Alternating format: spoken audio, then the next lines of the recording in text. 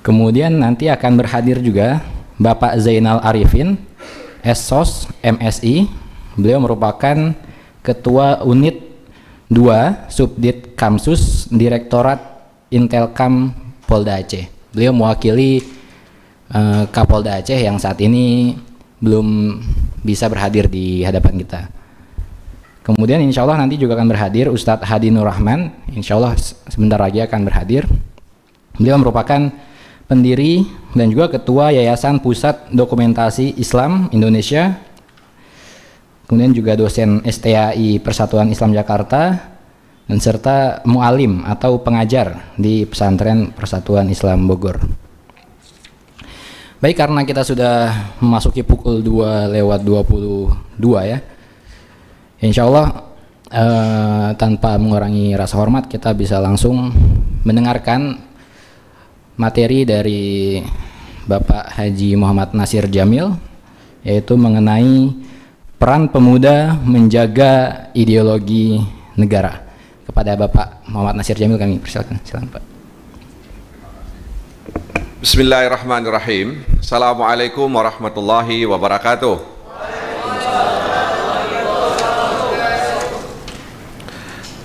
Hamdan syukranillah, salatan wa salaman ala rasulillah wa ala alihi wa ashabihi wa mawala. Alhamdulillah, pada hari ini kita dipertemukan oleh Allah Subhanahu wa ta'ala, dan mudah-mudahan kita senantiasa diberi kesehatan mengingat situasi dan kondisi hari ini. Kita masih mengalami pandemi COVID-19, dan tentu saja di Aceh meskipun tidak besar seperti di Pulau Jawa, demi hari angkanya bertambah, dan mudah-mudahan adik-adik mahasiswa yang mengikuti Rapimnas di Banda Aceh ini bisa dihindarkan oleh Allah Subhanahu wa ta'ala dari COVID-19 insyaallah.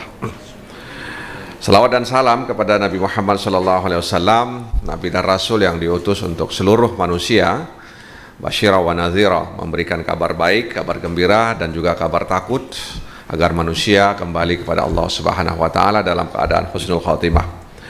Adik-adik para mahasiswa yang sedang mengikuti kegiatan Rapimnas saat ini yang saya hormati, saya bersyukur dan berterima kasih karena bisa bertemu lagi kepada mahasiswa-mahasiswa ini, karena ada sesuatu yang berbeda kalau kita bertemu dengan mahasiswa dan orang tua ya. Ada suasana yang berbeda kalau kita bertemu antara mahasiswa dan orang tua. Nah, karena itu kalau kemudian situasi dan kondisi atau posisi anak-anak muda atau mahasiswa sama seperti orang tua, lalu apa bedanya anak-anak muda ini dengan orang tua?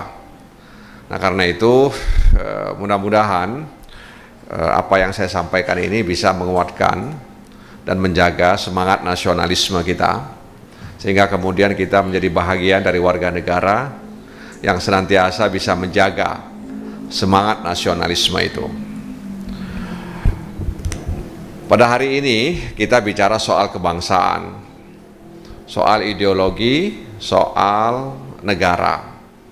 Adik-adik sekalian yang saya hormati, di Indonesia ketegangan antara negara dan agama itu kerap terjadi ya. Ketegangan antara agama dan negara itu kerap terjadi, dan itu bisa kalian saksikan dan bisa kalian baca dan bisa kalian dengar ketegangan-ketegangan itu. Dan ini sebenarnya dimulai ketika para pendiri bangsa ini merumuskan ideologi negara ini ya. Kalau kita kilas balik ke dalam sejarah Indonesia, maka kalian akan menemukan ada beberapa bahagian ya, dari sejarah bangsa ini ada ketegangan antara agama dan negara. Ada kubu ya, kebangsaan, ada kubu agama. Dan tentu saja ketika perumusan dasar-dasar negara, mereka berdebat dengan sejumlah argumentasi yang mereka miliki, dengan pengetahuan dan pengalaman yang mereka miliki. Dan akhirnya ya, ideologi negara itu bisa disepakati. Meskipun memang dalam konteks umat Islam, tokoh-tokoh Islam legowo atau mereka mundur selangkah untuk Indonesia yang bisa bersatu karena kita baru saja lepas dari kolonialisme. Kita baru saja lepas dari kolonialisme, maka ketika agama dan negara berseteru, maka ini akan melemahkan kita dan akan mengundang kembali masuknya kolonialisme.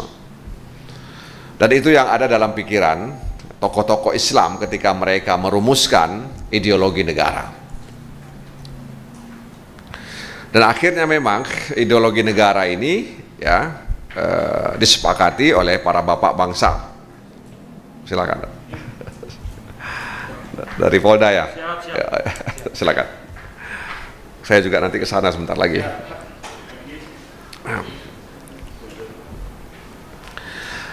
Jadi para tokoh bangsa, terutama dari kalangan Islam, mereka menyadari bahwa kita baru saja lepas dari kolonialisme.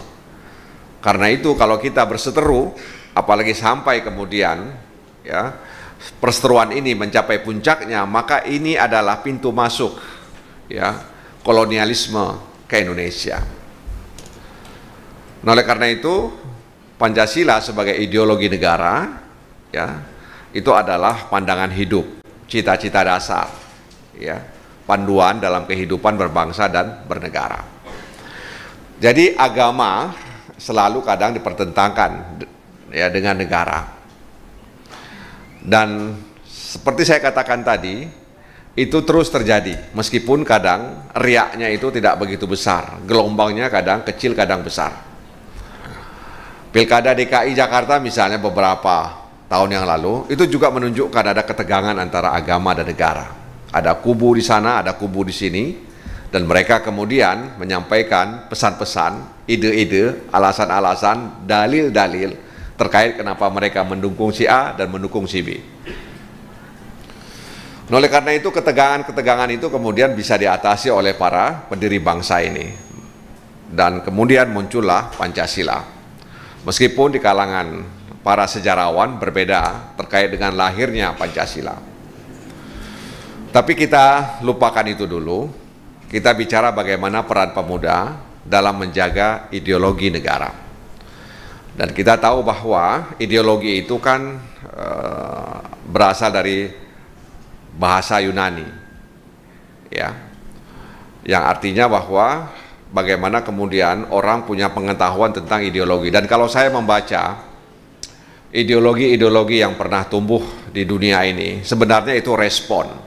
Ideologi-ideologi yang ada itu respon terhadap situasi, dinamika, dan perkembangan yang tengah terjadi dan mereka alami. Ya. Yang paling awal itu adalah merkantilisme. Ya, itu ide, itu ideologi di mana kewibawaan, martabat, dignity suatu bangsa itu tergantung dengan kekayaan yang mereka miliki. Ya. Itu sebabnya kemudian Spanyol dan Portugal atau Portugis membagi dunia ini. Ya. Mereka pergi ke benua sana, yang satu pergi ke benua sini. Nah, Portugis itu kemudian datang ke Indonesia karena di sini banyak rempah-rempah. Ya. Dan waktu itu rempah-rempah sangat mahal harganya. Dan itu berangkat dari ideologi merkantilisme, di mana pandangan waktu itu mengatakan bahwa satu bangsa, satu negara itu berwibawa, terhormat, disegani kalau mereka memiliki banyak harta, memiliki banyak kekayaan. Nah, makanya mereka punya slogan, apa namanya? Yang JJJ itu? Gold. Jadi ada misi mereka, ya. Jadi emas, ya. Kemudian ketuhanan, dan kemudian juga kemenangan. Jadi mereka misinya mereka itu, ya. Bukan tidak ada misi, mereka punya misi itu. Nah, mereka kemudian membagi, ya, makanya Spanyol ke benua Amerika.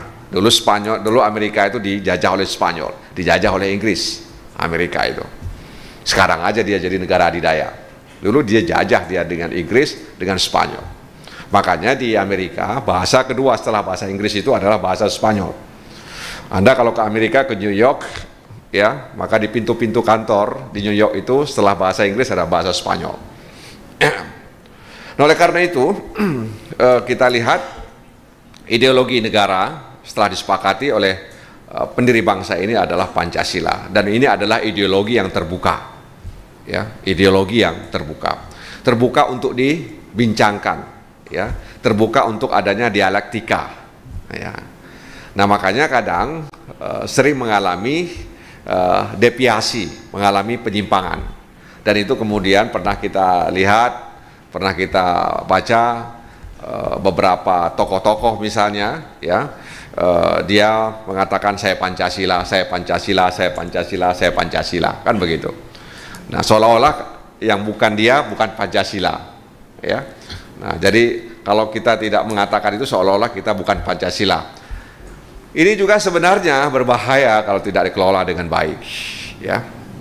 Nah karena itu memang tugas pemuda, mahasiswa yang ada di dalamnya itu berusaha untuk menjaga ideologi negara ini supaya tidak disalahgunakan. Di masa Orde Baru, Pancasila digunakan, disalahgunakan, ya.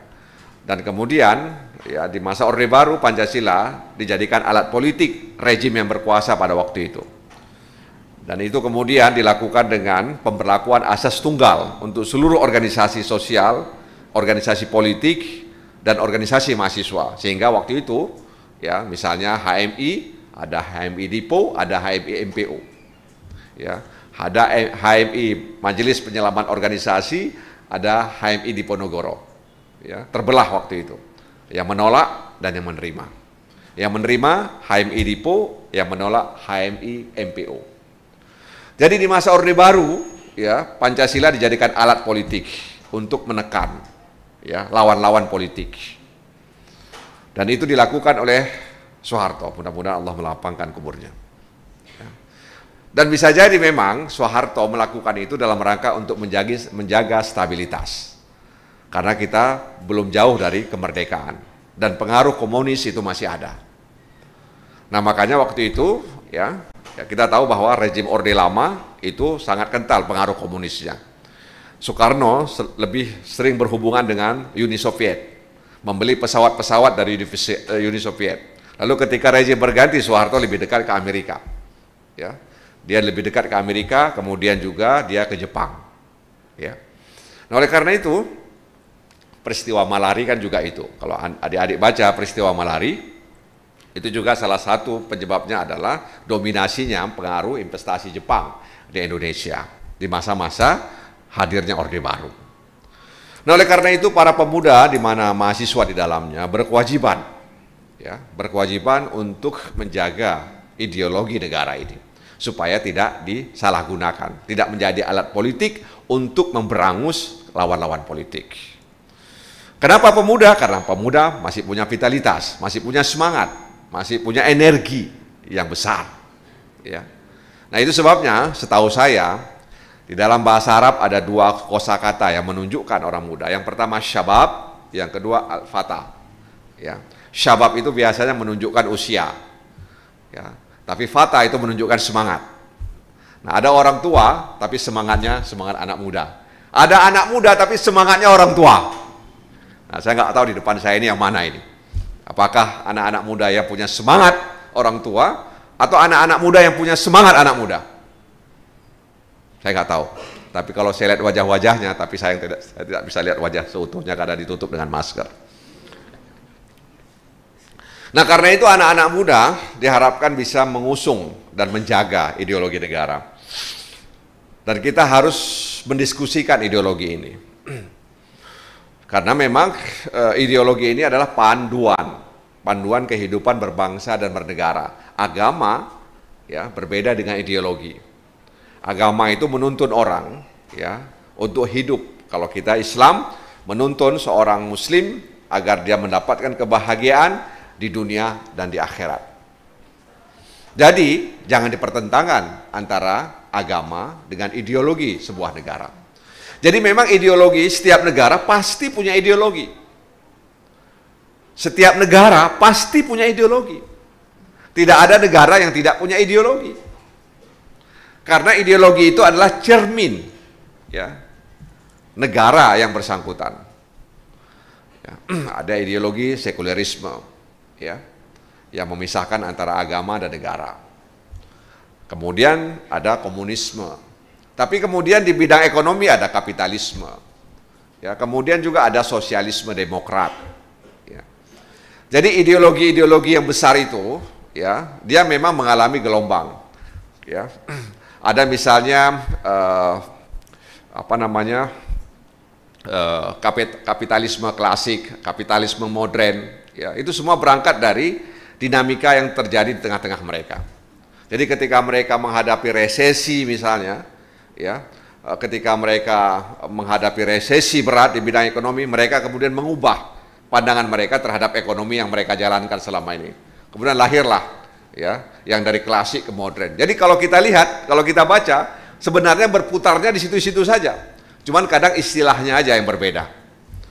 Jadi respon mereka terhadap apa yang mereka alami, itu kemudian mereka mengubah pandangan mereka, gagasan mereka, ide mereka tentang ekonomi yang mereka jalankan. Nah, makanya ada kapitalisme. Komunisme, ya, selama 10 tahun ini sudah mengadopsi kapitalisme. Walaupun ideologinya komunisme, tapi ekonomi dia jalankan dengan model kapitalisme. Nah, Indonesia, ya, kapitalisme, karena kapitalisme itu adalah ideologi yang menghargai, ya, pemupukan modal, harta. Ya, itu kapitalisme. Makanya dulu ada yang disebut dengan owning economic, ya. Jadi ekonomi milik kita. Ya, lalu ada sharing economic, ekonomi berbagi. Nah, anak-anak muda lah yang kemudian, ya, melihat owning economic itu diubah menjadi sharing economic. Hadirnya berbagai macam, ya, misalnya Bukalapak, ini, itu, dan sebagainya, itu adalah kreativitas anak muda untuk memindahkan owning economic menjadi sharing economic. Sehingga orang nggak perlu punya hotel untuk punya hotel. Orang tidak perlu, ya, punya perusahaan taksi, ya. Orang tidak perlu punya mobil untuk dia menghadirkan perusahaan taksi, ya kan? Jadi beralih, ya, dari konvensional ke hal-hal yang baru. Dan itu nggak pernah kita bayangkan sebelumnya, ya kan? Nggak pernah kita bayangkan sebelumnya. Tapi anak-anak muda yang punya ide yang brilian, mereka memindahkan owning economic menjadi sharing economic. Dan mereka memanfaatkan teknologi informasi, ya, terutama teknologi internet, ya, dan sekarang berubah menjadi teknologi digital. Mereka memanfaatkan itu, ya. Kalau dulu memang, ya, sebenarnya kalau kita melihat orang-orang tua kita, mereka juga sudah menjalankan yang namanya sharing economic, ekonomi berbagi. Dulu, ya, di tempat kita, di kampung kita, tanah itu nggak dipagar. Tanah itu nggak dipagar, orang bebas lewat sana, lewat sini, ya, nggak dipagar. Bahkan kadang-kadang tanah-tanah ulayat, ya, itu kemudian digunakan. Tapi ketika segerombolan orang masuk ke kampung itu, mereka mengubah, ya, fungsi, status tanah itu, dan kemudian mereka memagari tanah itu. Itulah situasi hari ini. Nah, karena itu sekali lagi, ya, anak-anak muda yang punya ide brilian itu kemudian memindahkan owning economic menjadi sharing economic berkat, ya, kemajuan teknologi informasi terutama internet dan digital. Nah, itulah kita saksikan, ya. Mark Zuckerberg, ya, anak muda, ya, pendiri Facebook, ya, mereka memanfaatkan itu. Banyak lain sederet nama yang bisa kita sebutkan dalam kesempatan ini, tapi mengingat waktu yang terbatas, kita kembali ke laptop. Jadi kenapa anak muda? Karena tadi itu anak muda punya vitalitas, punya semangat, dan punya idealisme. Ya, bukan berarti orang tua nggak punya idealisme. Ya. Tapi anak muda itu biasanya mengusung idealisme. Ya. Meskipun hari ini idealisme anak-anak muda sedang mengalami pembusukan yang luar biasa. Ya. Pembusukan yang luar biasa. Nah, karena itu, ya, anak-anak muda ini diharapkan, ya, bisa menjaga ideologi negara. Dan kita terus mendiskusikan, ya, ideologi negara ini. Karena Pancasila adalah ideologi yang terbuka. Dan ini sesuatu yang tidak bisa diubah. Ya. Tidak bisa diubah. Meskipun memang sebahagian orang mengatakan bahwa bisa saja diubah. Ya. Tapi kalau dalam pandangan saya, sebenarnya 5 sila ya dalam Pancasila yang menjadi ideologi negara, menjadi dasar negara, ya itu sesuatu yang menurut saya sudah mencakup ya seluruh hidup dan kehidupan berbangsa dan bernegara. Mulai dari sila pertama, ya ketuhanan yang Maha Esa. Jadi ini menunjukkan bahwa Indonesia ini adalah bangsa yang berketuhanan. Kenapa kemudian MPR ya kemudian membatalkan TAP MPRS tentang ajaran komunisme, Leninisme, ya. Tapi bukan berarti itu nggak bisa didiskusikan, boleh.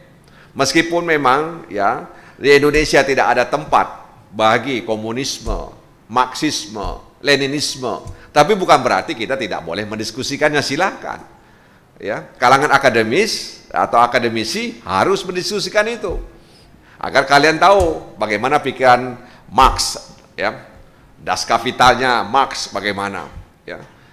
Ya, kenapa kemudian Tan Malaka, ya, begitu, ya, menyenangi, menggandrungi, ya, pikiran-pikiran Karl Marx, ya, dan siapa gurunya Karl Marx itu. Nah, oleh karena itu memang, ya, di Indonesia tidak ada tempat untuk itu, tapi tidak menghalangi anak-anak muda untuk mempelajarinya, menggelutinya, mengulitinya bahkan. Nah, karena itu sekali lagi, ya, Indonesia sebagai negara yang berketuhanan yang Maha Esa. Konsekuensinya apa? Konsekuensinya segala peraturan yang bertentangan dengan nilai-nilai ketuhanan itu harus dihilangkan, tidak boleh ada, ya, tidak boleh ada. Nah, makanya kenapa kemudian kekuatan-kekuatan politik di lembaga parlemen berusaha untuk mengingatkan, menolak, ya, menolak ini, menolak rancangan undang-undang ini, menolak rancangan undang-undang, karena isinya tidak sejalan dengan nilai-nilai ketuhanan.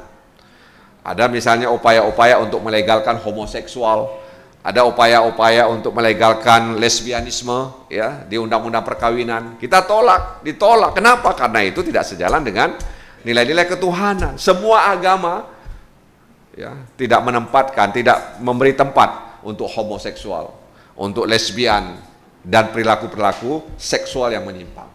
Nggak ada. Nah, oleh karena itu, ya, jelas bahwa Indonesia ini adalah negara yang berketuhanan yang Maha Esa. Nah, karena itu Indonesia mengakui, ya, mengakui agama-agama, ya, gitu loh. Meskipun Indonesia bukan negara agama. Almarhum Gus Dur pernah buat joke tentang hal ini.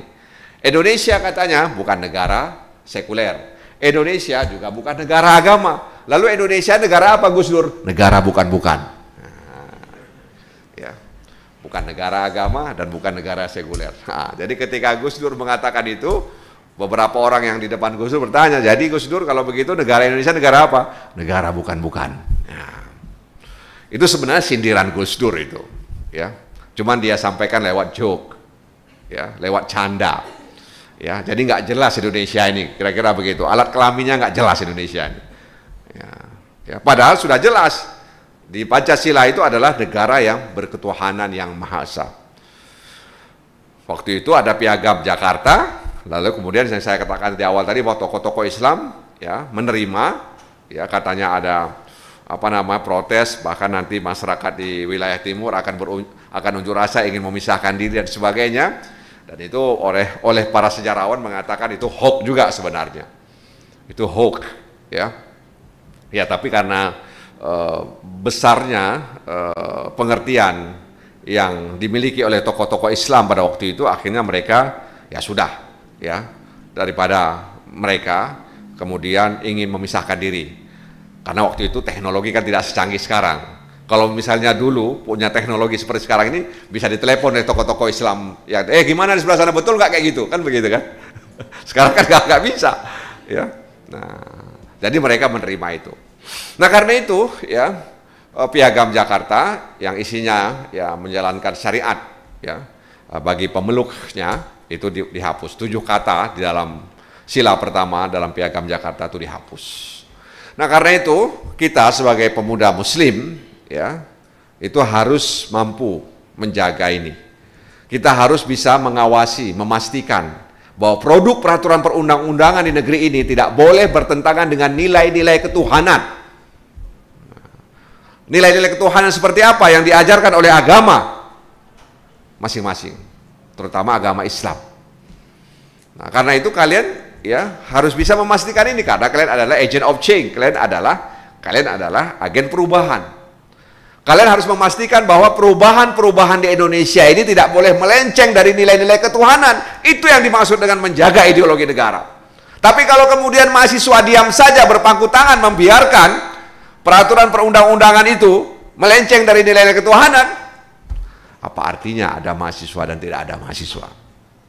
Jadi yang dimaksud dengan menjaga ideologi negara itu adalah kalian harus memastikan semua produk peraturan perundang-undangan tidak boleh melenceng dari nilai-nilai ketuhanan, ya, nilai-nilai agama. Kalau Islam jelas, ya, fungsi syariat itu 5, makanya ada maqasid syariah, ya, menjaga harta, menjaga jiwa, ya.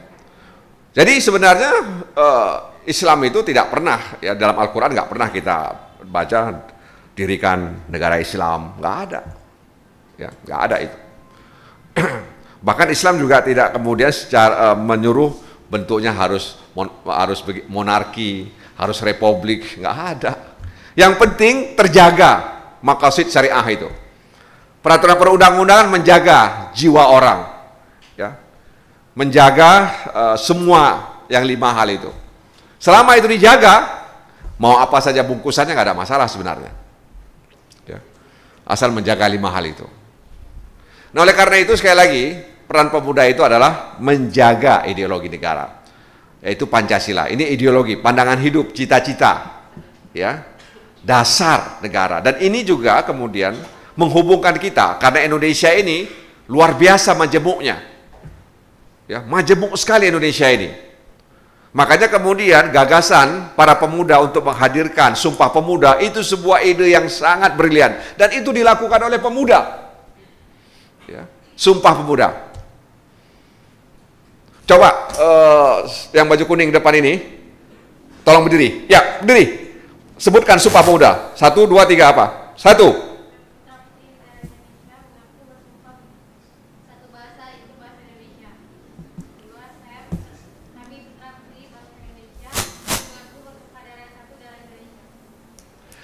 Terima kasih. Jadi Sumpah Pemuda itu, ya, sebuah gagasan yang sangat brilian. Karena mereka melihat kemanjemukan bangsa ini dari berbagai macam suku bangsa. Sebenarnya kalau kita merujuk kepada ajaran agama kita Islam itu jelas. Ya ayuhan nas, inna khalaqnakum min dzakari wa unsa wa ja'alnakum syu'uban wa qabaila lita'arafu inna akramakum indallahi atqakum. Jadi sebenarnya tidak ada yang bertentangan dengan nilai-nilai negara. Jadi Islam sudah mengingatkan bahwa kehadiran kita ke muka bumi ini dari berbagai macam suku bangsa lita'arafu. Lalu bagaimana kita untuk saling mengenal? Bagaimana kemudian kita menggunakan bahasa yang membuat kita mengenal? Kemudian anak-anak muda pada waktu itu tahun 28 menghadirkan bahasa Indonesia. Walaupun bahasa Indonesia itu, ya, sebenarnya rumpun dari bahasa Melayu. Ya. Jadi bahasa Indonesia itu kemudian yang mempersatukan kita. Jadi bayangkan kalau misalnya ada orang Batak dengan orang Bugis, ya, masing-masing menggunakan bahasa daerahnya, ketika mereka bicara apa yang terjadi? Ya kan? Nah, bisa berantem mereka, ya kan? Nah, bisa berantem mereka.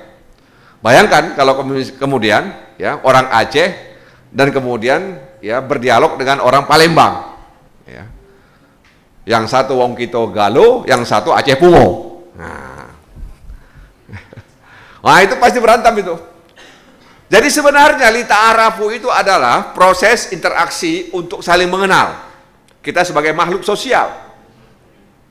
Oleh karena itu kemudian untuk mempercepat kita untuk lita'arafu itu adalah kita kemudian menyepakati satu bahasa Indonesia. Nah, itu bahasa resmi negara, ya kan? Di Amerika juga ada, di Inggris juga ada, di Spanyol juga ada, begitu loh. Ya. Jadi itu, tapi kita tidak boleh melupakan bahasa daerah. Jangan pula kemudian lupa bahasa daerah. Sudah sampai Jakarta lupa dengan bahasa daerah. Nah, iya kan? Bahasa daerah itu adalah bahasa ibu. Di Swedia, kalau ada pengungsi, ya, pemerintah di sana, ya, menyediakan guru untuk para pengungsi agar mereka tidak lupa dengan bahasa ibu mereka. Itu Swedia, ya. Nah, Mereka nggak boleh. Jadi begitu ya mereka kemudian memahami ini. Ya. Jadi ya bahasa itu adalah bahasa ibu dan lebih kaya bahasa ibu dari bahasa Indonesia sebenarnya. Ya. Bahasa ibu itu lebih kaya daripada bahasa Indonesia. Ya, bahasa Indonesia terbatas. Tapi kalau kosakata dalam bahasa daerah itu banyak sekali. Untuk menyebut satu aja itu berbagai macam. Ya, berbagai macam kata untuk menyebut satu. Bahkan kadang-kadang satu kosakata dengan pengucapan yang berbeda, lain pula artinya lagi. Nah, oleh karena itu sekali lagi saya ingin katakan bahwa anak-anak muda tahun 2008 itu menggagas Sumpah Pemuda yang mempersatukan Indonesia untuk lebih cepat mengenal Indonesia satu sama lainnya. Nah, karena itu sekali lagi ya anak-anak muda, para mahasiswa yang ada di dalamnya punya kewajiban besar sebagai tanggung jawab kita untuk membela negara. Ya, ini adalah ya upaya kita untuk membela negara. Undang-undang tentang bela negara sudah dibuat. Ya. Sebenarnya dulu ada keinginan untuk menghadirkan wajib militer bagi warga negara Indonesia, tapi ditolak. Teman-teman LSM menolak wajib militer karena trauma masa lalu. Mereka khawatir militer memanfaatkan untuk kepentingan mereka. Jadi karena masih ada trauma masa lalu, bagaimana militer sangat dominan dalam kehidupan berbangsa dan bernegara, dan militer juga ya kemudian ikut ya dalam arti ya berusaha untuk menumpas gerakan-gerakan separatis, tapi justru yang terjadi adalah sebaliknya, sehingga mereka trauma dengan wajib militer tadi ini. Walaupun memang sebenarnya kalau saya lihat wajib militer itu ya bagus sebenarnya untuk mendisiplinkan orang. Ya, sipil ini payah kali disiplinnya. Orang sipil payah kali disiplinnya. Ya, payah disiplinnya. Berbeda dengan orang barat, ya. Sipil juga tapi mereka tepat waktu. Makanya Jamaluddin Al-Afghan ya ketika dia ke barat ya dia lihat ada Islam di sana. Ketika dia ke timur dia tidak melihat Islam di timur. Makanya kemudian ada pengamat waktu itu mengatakan orang barat itu sudah muslim, cuman mereka belum bersyahadat. Ya. Karena mereka disiplin, ya tepat waktu, ya mereka kemudian juga hemat. Jadi ajaran-ajaran agama kita di sana. Ya. Nah, itu sebabnya kenapa kemudian ada seorang ulama Banjar bertanya dengan Syekh Syakib Arsalan di Mesir, dan itu kemudian dibukukan. Lima zata akhral muslimin wa taqaddama ghairuhum. Nah, itu dibukukan. Itu pertanyaannya satu aja itu. Ulama Banjar itu tanya satu aja. Limadza ta'akhkharal muslimin wa taqaddama ghairuhum. Kenapa umat Islam mundur sementara umat selain Islam maju? Satu pertanyaan dijawab oleh Syekh Syakib Arsalan dengan sebuah buku.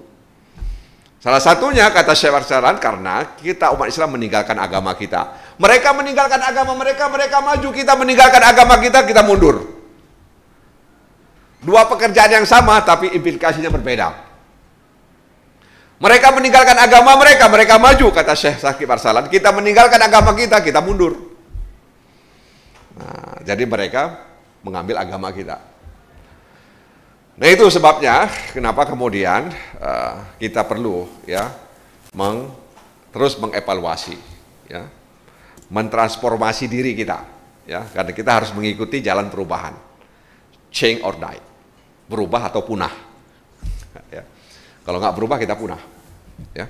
Nah, oleh karena itu adik-adik sekalian, para mahasiswa yang saya hormati, saya minta maaf karena memang tidak bisa berlama-lama bersama kalian. Sebenarnya Kapolda juga datang, tapi karena Kapolda menjemput Kapolri, ya jadi Kapolda dan Wakapolda harus menjemput Kapolri. Saya juga sebagai anggota Komisi 3, salah satu mitra kerja kami di Komisi 3 itu adalah Kepolisian Republik Indonesia.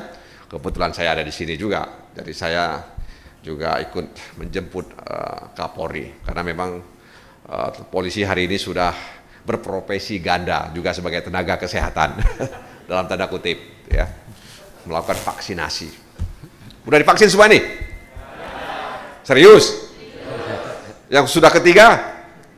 Nah, tolong panitia di booster mereka ini, ya kan lumayan juga jumlahnya ini. Ya. Tolong panitia nanti bilang sama beliau agar nanti Dokes Polda Aceh datang kemari, mereka di booster semuanya. Ya. Siap kan di booster?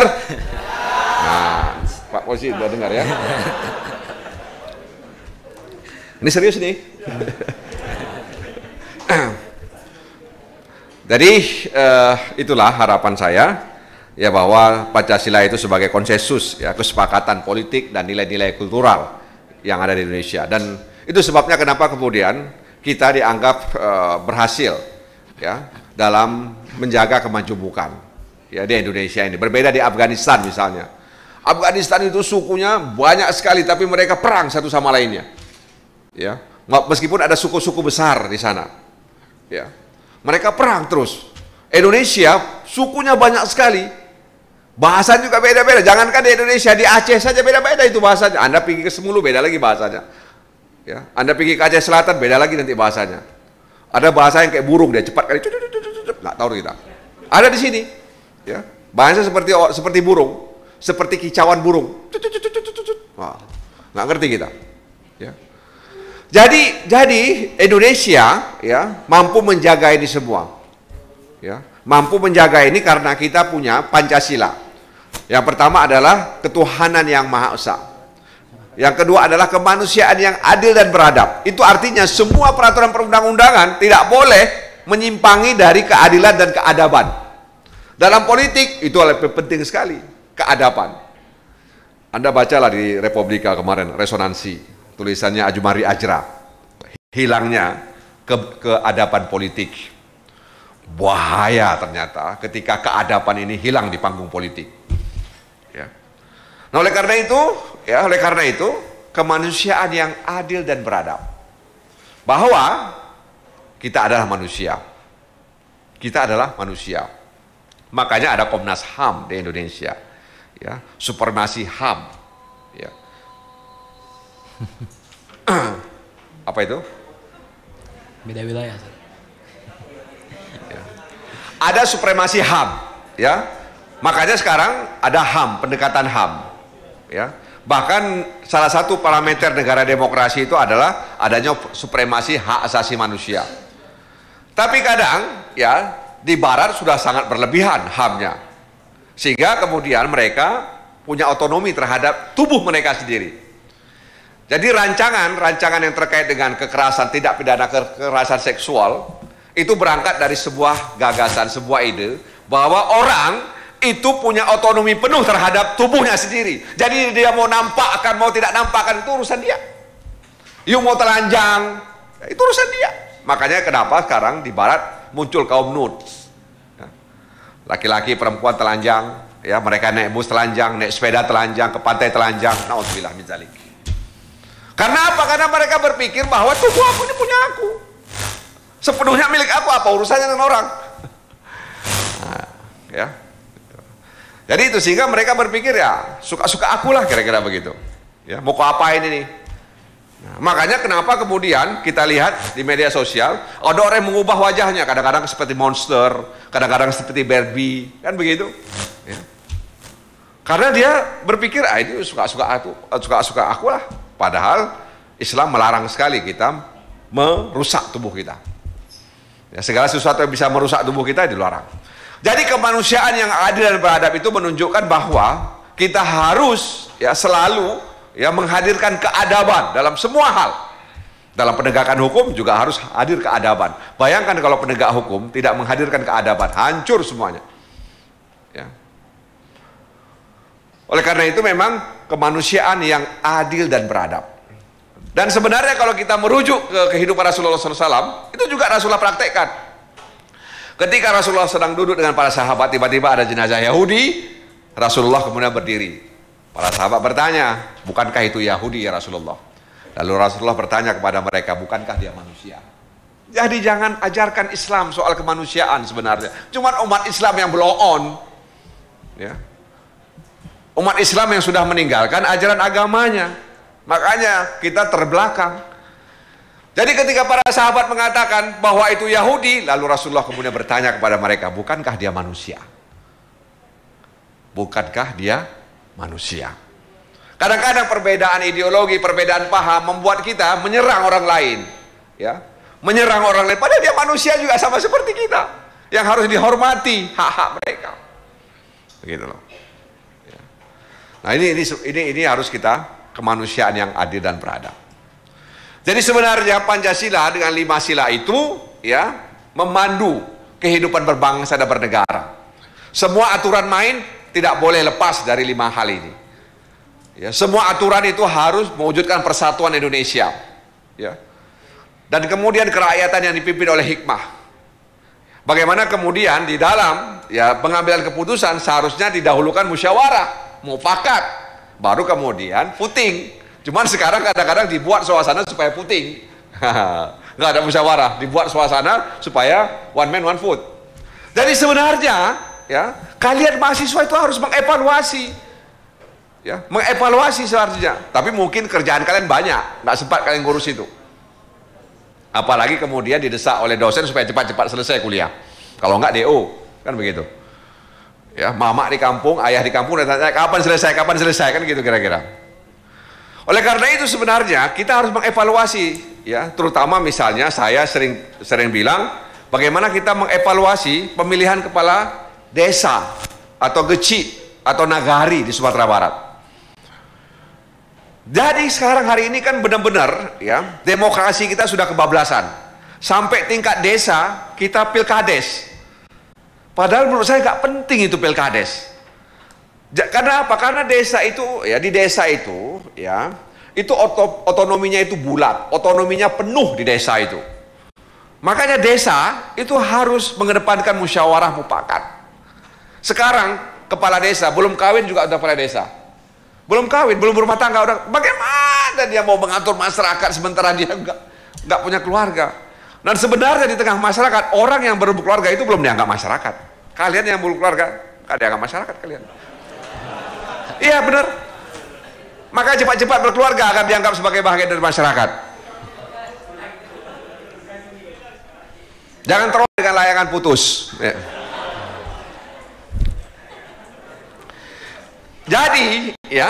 Jadi harus dievaluasi. Harus dievaluasi. Harus dievaluasi, moderator ingatkan saya kalau jadi harus dievaluasi. Saya sering mengatakan janganlah kemudian pilkades itu juga one man one vote, Kenapa nggak kita kedepankan musyawarah mufakat, sehingga kemudian tidak ada polarisasi di desa itu. Bayangkan kalau unit yang paling kecil dalam kehidupan berbangsa dan bernegara itu kemudian juga dilabrak dengan demokrasi. Apalagi dalam pemilihan kepala desa juga hepeng mengatur negarawan. Nah, ada orang Batak di sini? Hepeng mengatur negarawan. Duit mengatur negara. Pak Nasir. Oh, baik. Nah, akhirnya memang kita harus sampai kepada keadilan sosial bagi seluruh rakyat Indonesia. Dan memang kata Amin Rais, sila yang paling sial dalam Pancasila itu adalah sila keadilan sosial bagi seluruh rakyat Indonesia. Oleh karena itu tanggung jawab kita, karena soal keadilan itu ini perintah agama. Dan ketika satu kezaliman muncul, aras, bergoyang, berguncang. Boleh jadi kenapa kita sering mengalami guncangan. Tadi saya dapat kabar di Padang juga sudah ada gempa. Kenapa kemudian bumi ini mengalami guncangan? Bisa jadi yang di atas juga berguncang karena kezoliman terjadi di mana-mana. Sehingga aras bergoyang, berguncang. Guncangannya kemudian sampai ke tempat kita di bumi ini. Dan bumi pun ikut berguncang karena berbagai macam kezoliman yang kita lakukan. Oleh karena itu, kalau negara ini dipandu oleh Pancasila, insya Allah negara ini akan selamat, negara ini akan makmur, negara ini akan sejahtera. Sebab hari ini memang kita sedang dipertanyakan mana ekonomi Pancasila, mana ekonomi Pancasila. Almarhum Profesor Bubiarto, ekonom dari UGM, itu yang paling getol, mempertanyakan dan mengedepankan konsep ekonomi Pancasila. Mana ekonomi Pancasila, mana demokrasi Pancasila. Apakah yang berjalan hari ini demokrasi Pancasila? Apakah yang berjalan hari ini ekonomi Pancasila? Kenapa minyak goreng bisa langka? Lalu kemudian kita dengar di Sumut ada penimbunan. Apa itu? Itu kapitalisme. Itu neolib. Karena memang seperti saya katakan tadi, tragedi kapitalisme itu karena apa? Karena mereka menghormati dan memberikan tempat penumpukan modal. Itu sebabnya kenapa kemudian terjadi ketimpangan antara kaya dan miskin di negeri ini. Karena apa? Karena teori pembangunan yang digunakan adalah teori regulasi, bukan teori sosial emansipatoris. Itu sebabnya kenapa kemudian mereka memacu pembangunan dan mereka menganggap demokrasi itu mengganggu pembangunan. Nah, karena itu mereka nggak suka dengan kebisingan-kebisingan yang dihadirkan oleh demokrasi tersebut. Billahi taufiq wal hidayah. Wassalamualaikum warahmatullahi wabarakatuh.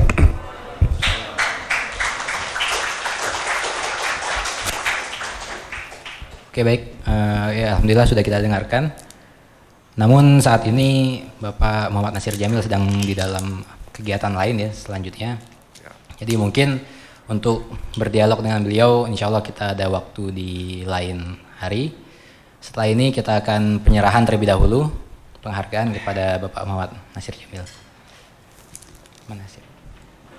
Saya izin ya, saya mau ke sana. Siap. Mau ke jemput Kapolri. Saya dari Dewan Dakwah. Oh, Dewan Dakwah sini? Dari pusat. Oh, ya Allah. Kemarin almarhum ya? Syuhada ya? Diserahkan di sini ya? Di bawah. Oh, di bawah. Kepada Ketua Umum LDK Risalah, mungkin bisa dibantu untuk penyerahan.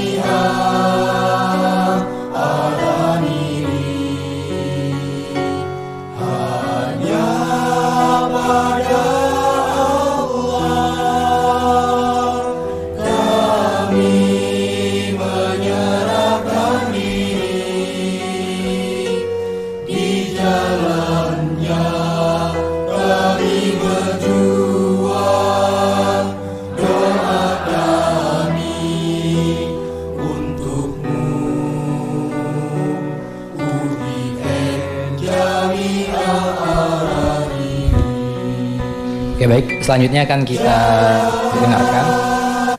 Alhamdulillah juga sudah berhadir di hadapan kita semua Bapak Zainal Arifin, Esos MSI, perwakilan dari Bapak Kapolda Aceh, dan juga Bapak Ustadz Hadi Nur Ramadan MA, Wakil Sekretaris Lembaga Seni Budaya dan Peradaban Islam MUI. Dalam 20 menit ke depan kita akan dengarkan pemaparan materi dari Bapak Zainal Arifin terlebih dahulu, yaitu mengenai mengoptimalkan peran pemuda dalam mencegah bahaya intoleransi dan radikalisme. Kepada Bapak Zainal kami persilakan.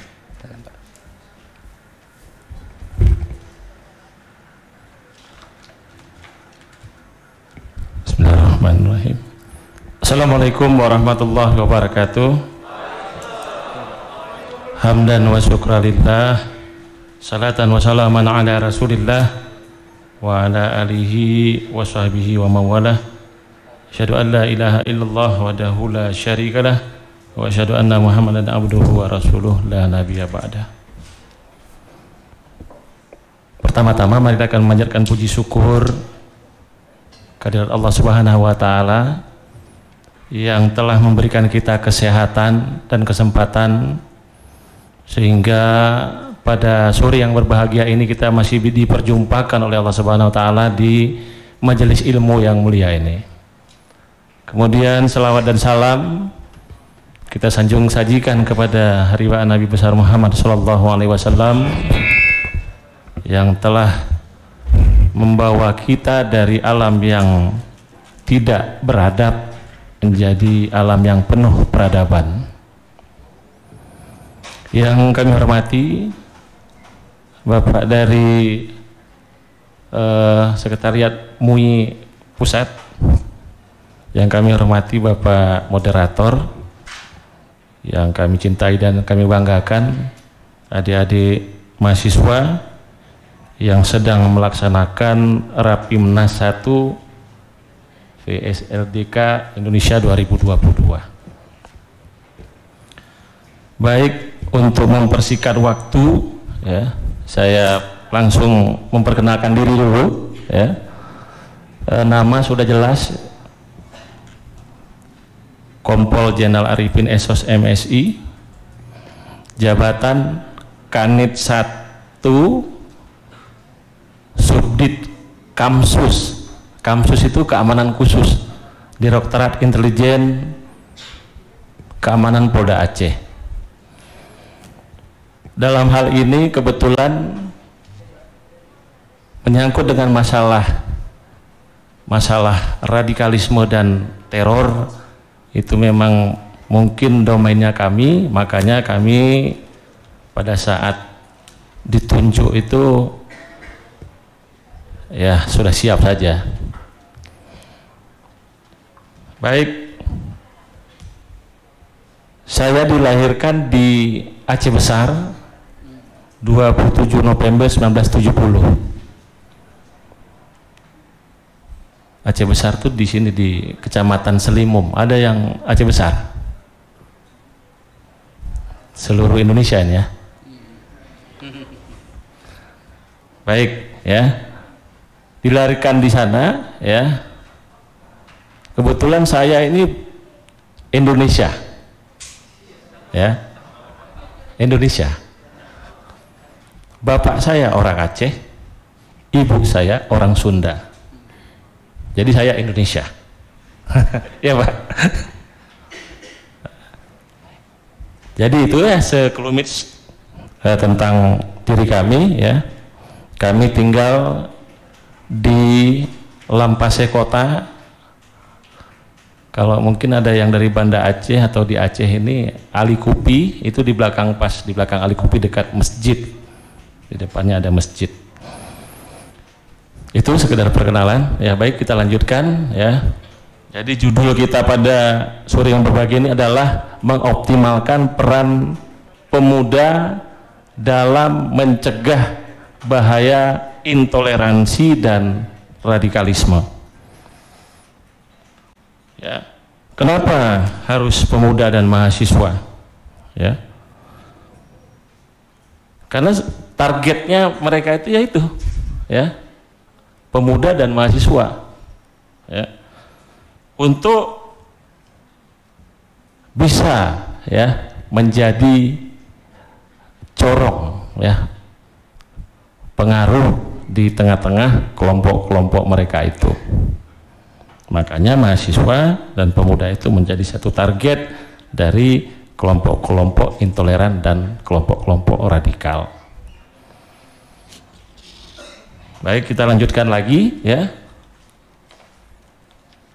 Kalau definisi intoleransi itu, ya, suatu sikap tidak saling menghormati. Ini definisi secara letterlek, ya.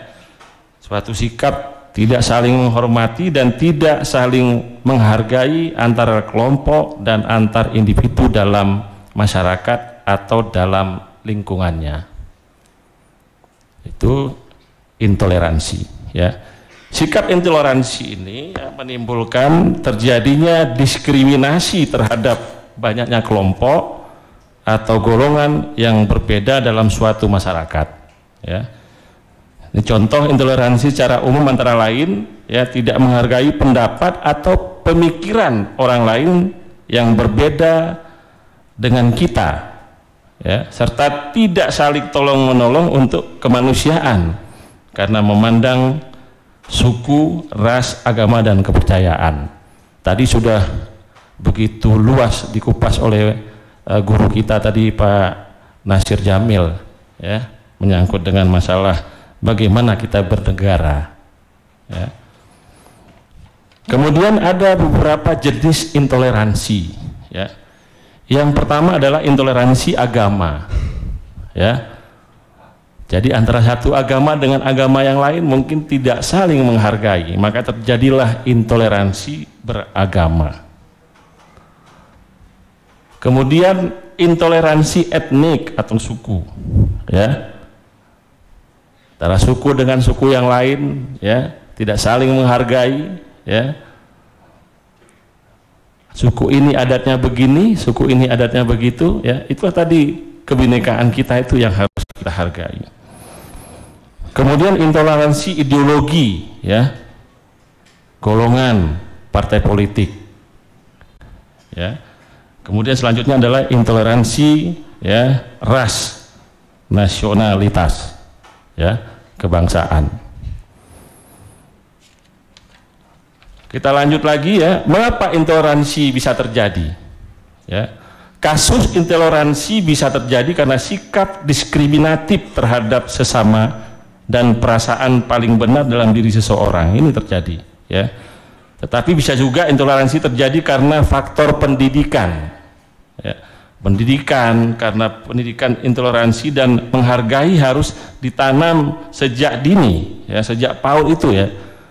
Sikap saling menghargai itu sejak kita dini, ya, sejak anak-anak itu harus ditanamkan, ya. Tetapi jika sejak usia dini tidak ditanamkan sikap-sikap, ya, toleran, ya, harus kita tanamkan dulu sikap-sikap toleran supaya dia tidak intoleransi.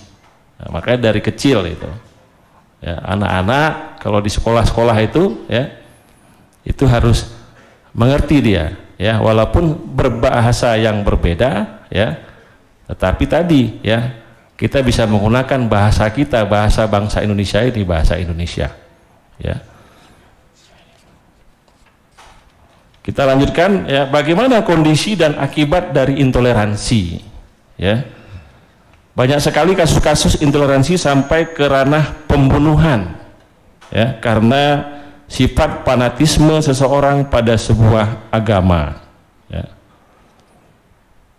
Ini saya kasih contoh, ini ada kasus, ya, di Aceh ini, di Singkil, ya. Kasus Singkil itu antara, ya, Nasrani dengan Muslim, ya, menyangkut dengan pendirian rumah ibadah, ya. Seharusnya kalau yang satu mengerti tentang aturan tata cara pendirian rumah ibadah, ini tidak akan terjadi, ya. Aturan sudah ada, sekian orang, sekian kakak itu baru bisa mendirikan rumah ibadah, ya. Nah, sehingga hal tersebut memicu suatu kerusuhan. Nah ini, ya, makanya mahasiswa dan pemuda itu sangat berperan, ya, untuk melakukan suatu perubahan dalam hal kita membuat satu toleransi yang baik.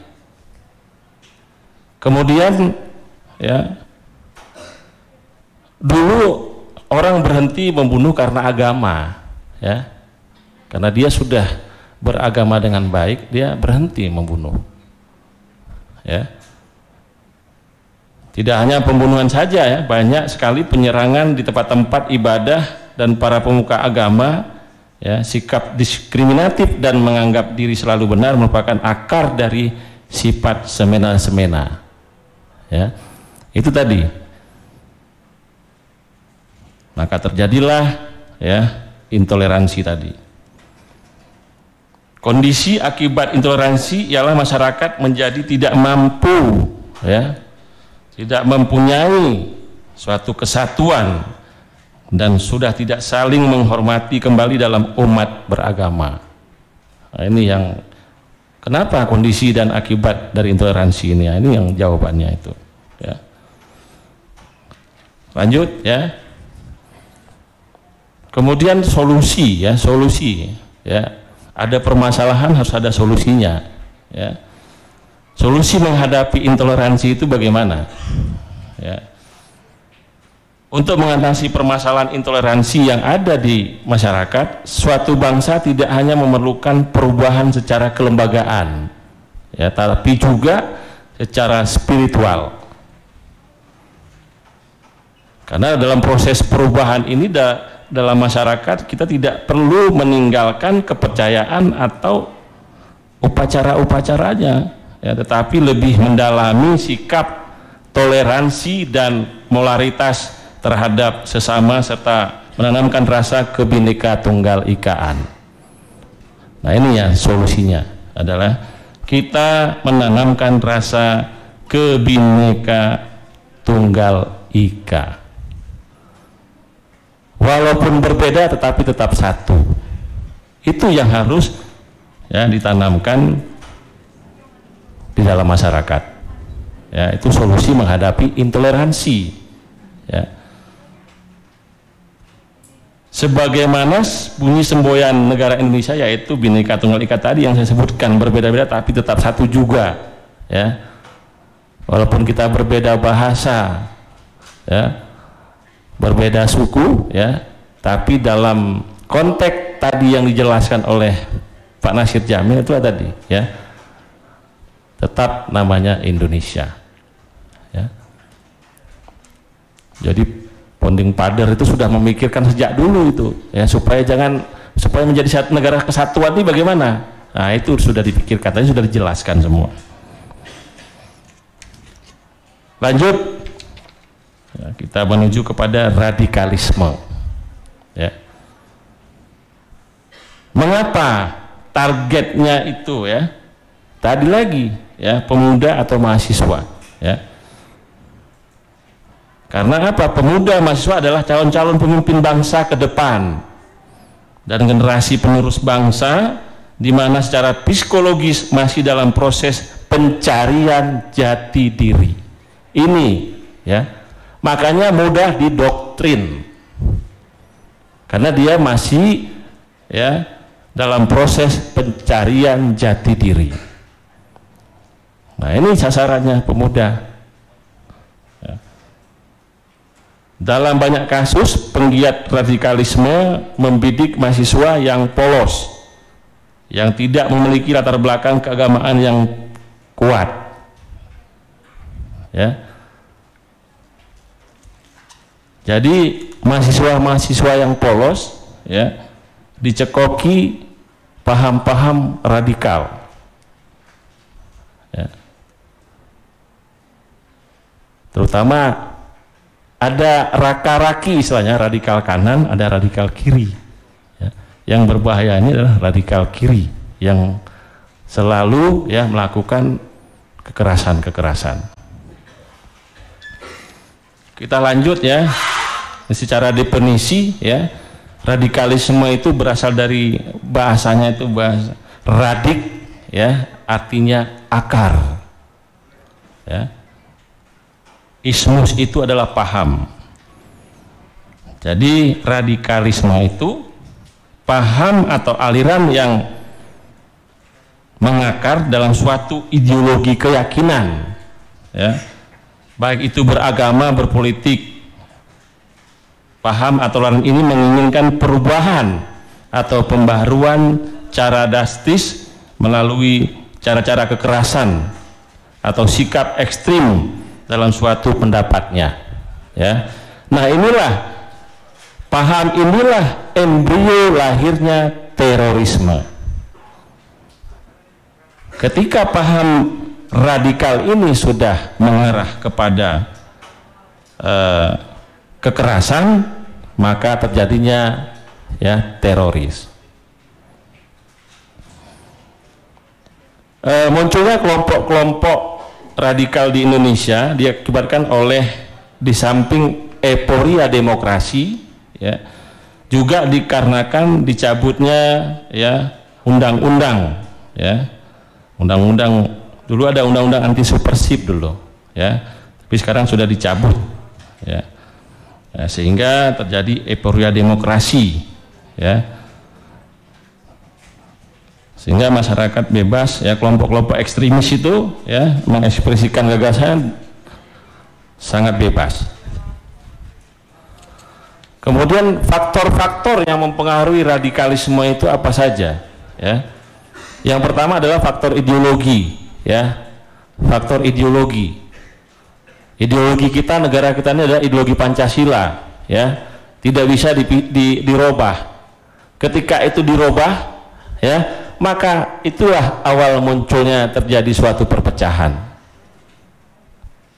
Ideologi Pancasila sudah menampung semua, ya, apa yang ada, komponen yang ada di bangsa kita ini, ya.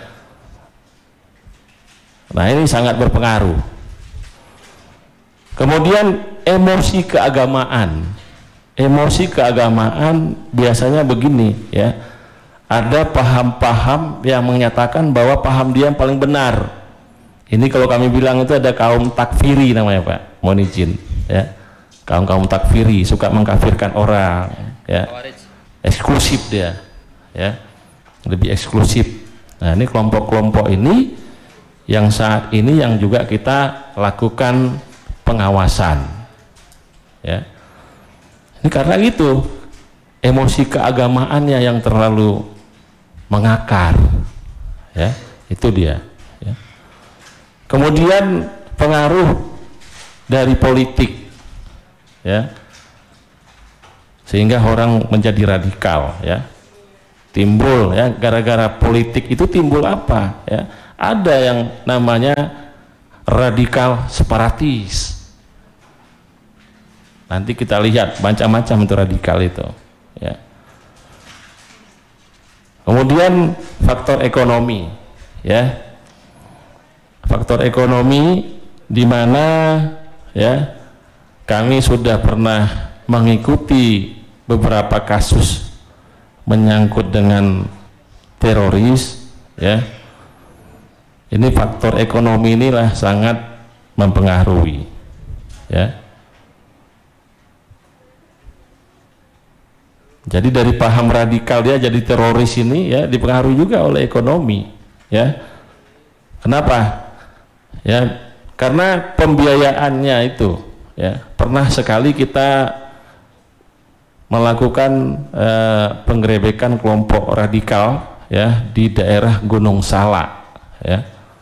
Mereka membuat satu camp, ya, kemudian membuat suatu pelatihan semi paramiliter di sana, ya. Ini sudah ditangkap oleh Densus, sedang dalam proses. Itu ekonomi itu didukung oleh luar, orang-orang luar memberikan, ya, donaturnya itu orang dari luar. Kemudian faktor sosial budaya, nah ini juga bisa mempengaruhi terjadinya radikalisme, ya. Kemudian faktor pendidikan, ya, pendidikan, ya, ketika orang tidak berguru kepada yang bersanad, nah itulah bersanad istilahnya kalau kami yang sudah pernah kami interogasi itu, ya, yang sudah insaf, yang sudah dalam program deradikalisasi, ya, dia menyatakan, ya, karena kami cuma satu guru, begitu dia. Ada juga yang gurunya YouTube, ya kan. Nah, sehingga apa? Ketika tidak bersanad, ya, dia menafsirkan segala sesuatu sesuka hatinya, ya. Nah, makanya harus belajar, ya, dari pendidikan inilah harus kita belajar mana yang lurus, ya, mana yang menyimpang. Kemudian ciri-ciri radikalisme, ya, ciri-ciri radikalisme, ya. Yang pertama, menghilangkan sejarah Indonesia, ya. Indonesia ini sudah bulat, ideologinya Pancasila, ya. Ada kelompok-kelompok radikal yang ingin merubah Pancasila itu. Ada kelompok-kelompok namanya kelompok khilafah, ya. Ada kelompok-kelompok ekstrim, ya, dan lain sebagainya, ya. Itu menghilangkan sejarah Indonesia yang kelompok-kelompok radikal ini, ya. Kemudian menghilangkan budaya Indonesia.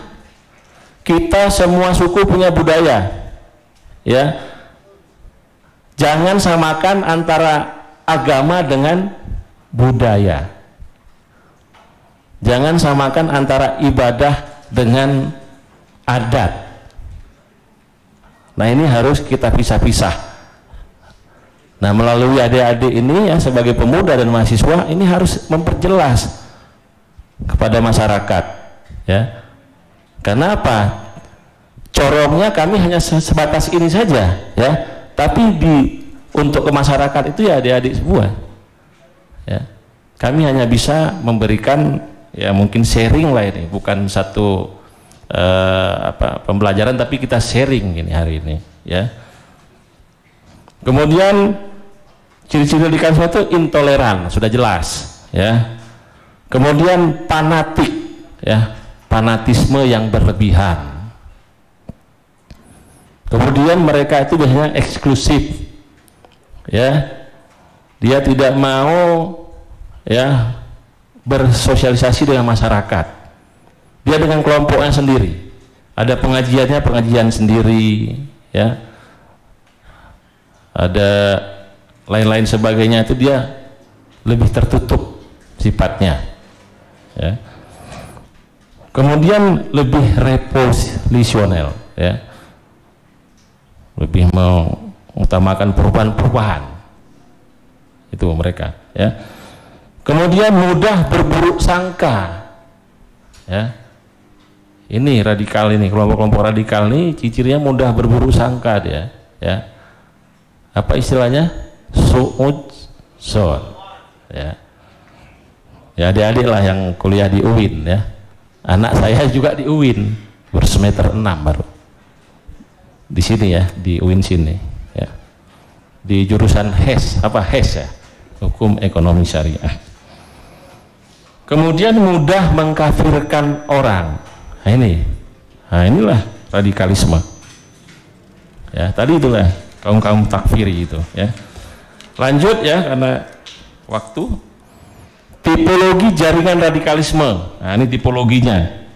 Ada 1, 2, 3, 4, 5, 6 tipe itu. Yang pertama radikal gagasan, ya. Kelompok yang secara gagasan radikal namun tidak terlibat kekerasan. Mereka mengakui masih ada negara kesatuan Republik Indonesia ini, ya. Dia hanya keras dengan satu gagasannya, ya. Kemudian radikalisme premanisme, ya. Ini kelompok dalam bentuk kekerasan terhadap kemaksiatan. Mereka masih mengakui negara kesatuan Republik Indonesia, ya. Karena dia radikalnya preman, gitu kan. Kemudian radikal milisi, ya. Ini kelompok dalam bentuk milisi yang terlibat dalam konflik komunal tapi masih mengakui negara kesatuan Republik Indonesia, ya. Kemudian radikal separatis, kelompok yang mengusung misi-misi separatisme atau pemberontakan. Inilah yang sangat berbahaya, ya. Ini sangat berbahaya, radikal separatis ini, ya. Melakukan pemberontakan, ya, ada di mana-mana, ya. Kalau mungkin kita dulu, ya, kemudian ada di provinsi-provinsi lain, ya, yang ingin memisahkan diri dari negara kesatuan Republik Indonesia. Kemudian radikal teroris, ya. Ini radikal teroris separatis ini, itulah yang sangat berbahaya. Karena apa? Kalau radikal teroris ini dia mengatasnamakan ideologi keagamaan, ya, penghancuran, pembunuhan bersifat masif dengan cara kekerasan, ya, bom bunuh diri, ya, menyerang rumah ibadah orang lain, ya. Ini radikal teroris, ya. Kemudian ada satu lagi namanya radikal lainnya, itu kelompok yang menyuarakan kepentingan kelompok politik, sosial, budaya dan ekonomi. Itu, ya. Kita lanjutkan, ya. Media penyebaran paham radikal. Apa medianya? Yang pertama adalah pendekatan personal kepada keluarga, teman, orang dekat. Ini mereka begitu caranya, ya. Pertama, dia memasukkan paham-paham radikal itu kepada keluarga, ya, keluarga, kemudian teman, baru orang-orang terdekat, menyebar terus, ya. Kemudian forum diskusi, ya, melalui forum diskusi mereka juga, ya, melakukan penyebaran, ya, membuat pengajian, ya, peer group, kelompok kajian-kajian.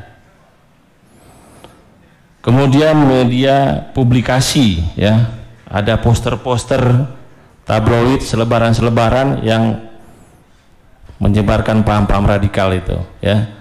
Kalau adik-adik sering buka YouTube, ya, Instagram dan lain sebagainya, itu banyak itu, ya,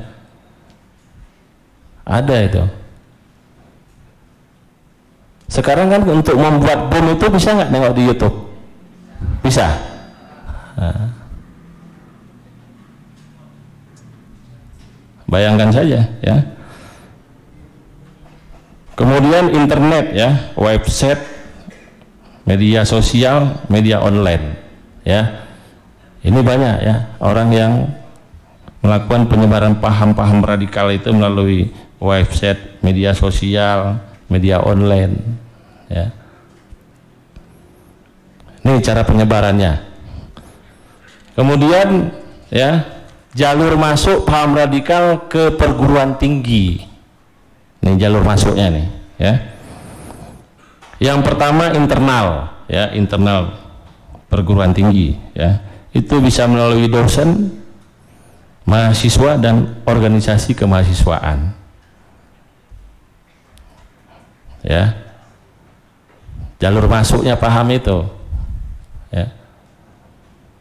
Kemudian eksternal, ya, dari luar kampus atau luar perguruan tinggi itu, ya, ada alumni, ya, alumni, ada organisasi eksternal dari kampus, ya. Kemudian juga ada aliran sesat yang memanfaatkan anak-anak kampus. Nah, ini jalur masuk paham radikal ke perguruan tinggi, ya. Lanjut, ya. Nah, sekarang apa peran pemuda mahasiswa dalam menangkal radikalisme itu, ya? Ada penyebarannya, jalur masuknya. Sekarang apa? Cara menangkalnya bagaimana, ya? Jadi pemuda harus menolak masuknya paham radikal dengan adanya pendidikan yang semakin baik dalam bidang agama. Kemudian menumbuhkan rasa cinta dan bela tanah air, sudah disebutkan tadi, ya, cukup berisi tadi, ya, Pak Nasir Jamil tadi mengatakan, ya, itu tadi, ya. Kemudian menjadi pelopor ideologi Pancasila, ya. Kita sebagai mahasiswa, ya, ideologi Pancasila itu kita jadikan, ya, bahan untuk kita bicarakan kepada masyarakat. Itu untuk menangkal radikalisme. Kemudian memiliki kesadaran tentang keanekaragaman, ya, ya, memiliki kesadaran tentang keanekaragaman. Kita di sini bermacam suku, bermacam agama, ya, bermacam bahasa. Nah, itu kita harus menyadari itu, ya. Kalau kita tidak menyadari, maka masuklah itu tadi, ya, paham-paham radikal itu. Kemudian memiliki ilmu agama yang benar, ya, saling menghormati dan menghargai sama manusia, ya. Kemudian saling bantu dan mengingatkan. Ini peran daripada mahasiswa, ya, dan pemuda, ya.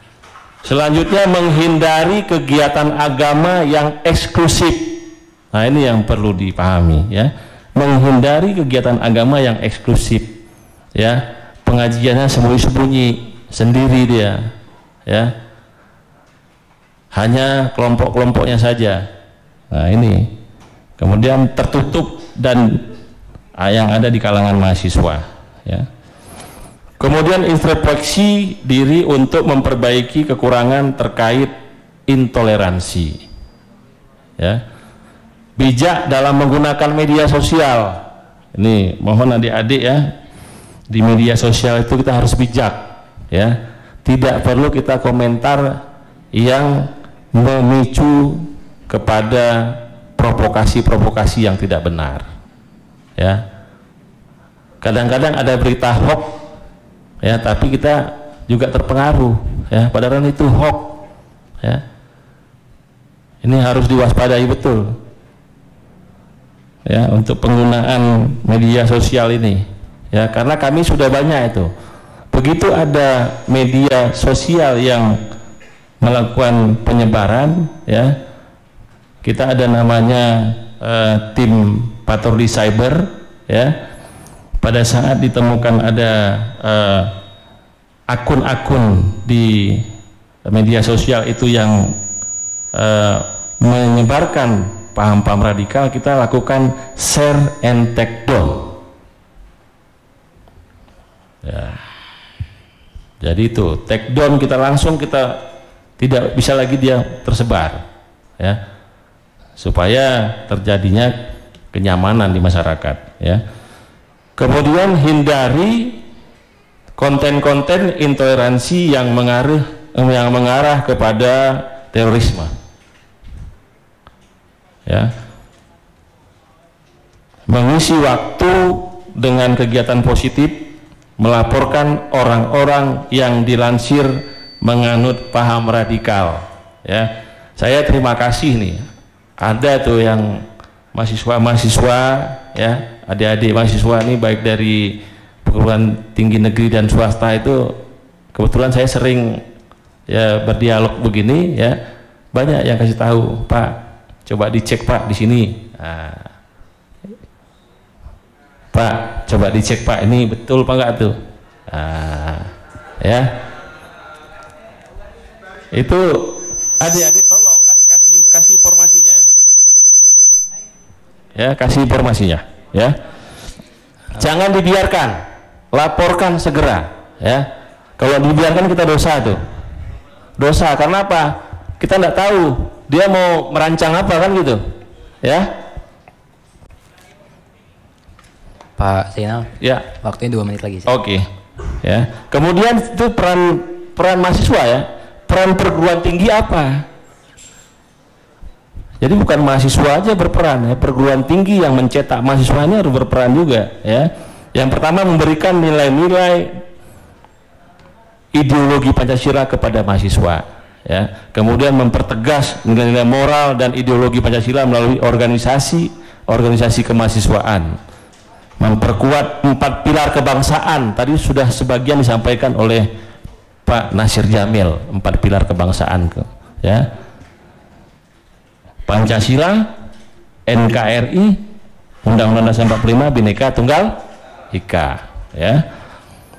Kemudian sivitas akademika harus memperkuat pengawasan terhadap lingkungan kampus, mempertegas visi dan misi unit kegiatan mahasiswa dengan dukungan SOP dari perguruan tinggi ya. Boleh ada organisasi tapi SOP-nya dari perguruan tinggi sehingga terawasi dia ya. Kemudian mengetahui, memantau dan mengevaluasi aktivitas mahasiswa dan organisasi kemahasiswaan ya. Selanjutnya mengamankan fasilitas kampus yang digunakan untuk kaderisasi paham-paham radikal. Ini tugas daripada kampus perguruan tinggi ya. Menjauhkan mahasiswa dari paham radikalisme, kemudian memberikan fasilitas belajar keagamaan yang proporsional kepada mahasiswa, membangun moralitas mahasiswa yang seimbang dengan keunggulannya secara akademik, kemudian memiliki strategis dan peran dalam menangkal bahaya radikalisme dan intoleransi yang tumbuh di perguruan tinggi ya. Ada satu ini saya pernah menanyakan, udah habis kita nih materi, udah selesai ya. Ada satu orang yang sudah terpapar, kemudian dia ikut pelatihan di Jalin Janto, ingat kan tahun 2010 ya, kasus teror, kasus pelatihan teroris di Jalin Janto itu ya. Apa Saya tanya sama dia, apa doktrinnya? Doktrinnya adalah iskariman aumut syahidan. Apa? Hidup mulia atau mati syahid. Tetapi lebih banyak yang dipelajari adalah mati syahid. Apa kitab yang dibaca? Tarbiyah Jihadiyah. Ya, jilid 1 sampai jilid 7. Coba cari. Coba baca itu. Tapi ingat, ya. Tarbiyah Jihadiyah itu tidak boleh dibaca sama orang kalau di pesantren itu di kelas 1. Ibaratnya anak SMP ya belajar pelajaran SMA. Ya. Karena apa? Boleh mempelajari tarbiyah jihadiyah ketika kita sudah ada dasar. Kalau belum ada dasar, maka yang di dalam pikirannya adalah aumut syahidan. Mati syahid ya. Tadi kenapa? Tidak ada ilmu tapi tidak ada adab.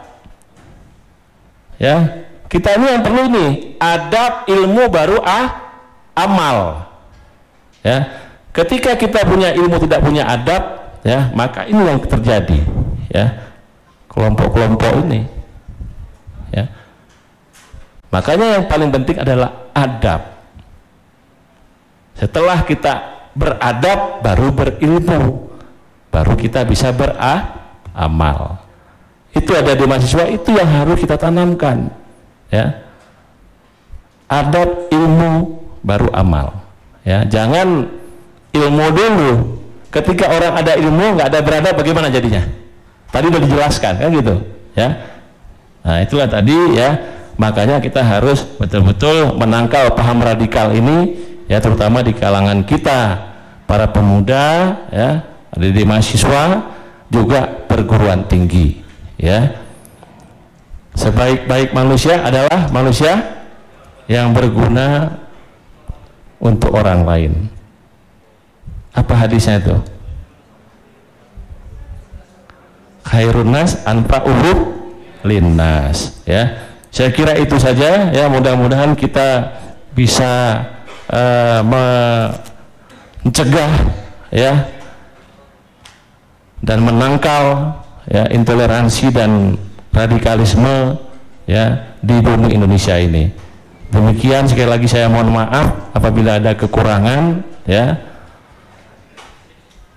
Yang benar itu dari Allah Subhanahu wa taala, yang salah mungkin dari saya ya. Sekali lagi mohon maaf ya. Saya manusia biasa, saya bukan guru, saya bukan dosen, saya hanya seorang polisi. Sekali lagi terima kasih ya, saya akhiri billahi taufiq wal hidayah. Wassalamualaikum warahmatullahi wabarakatuh.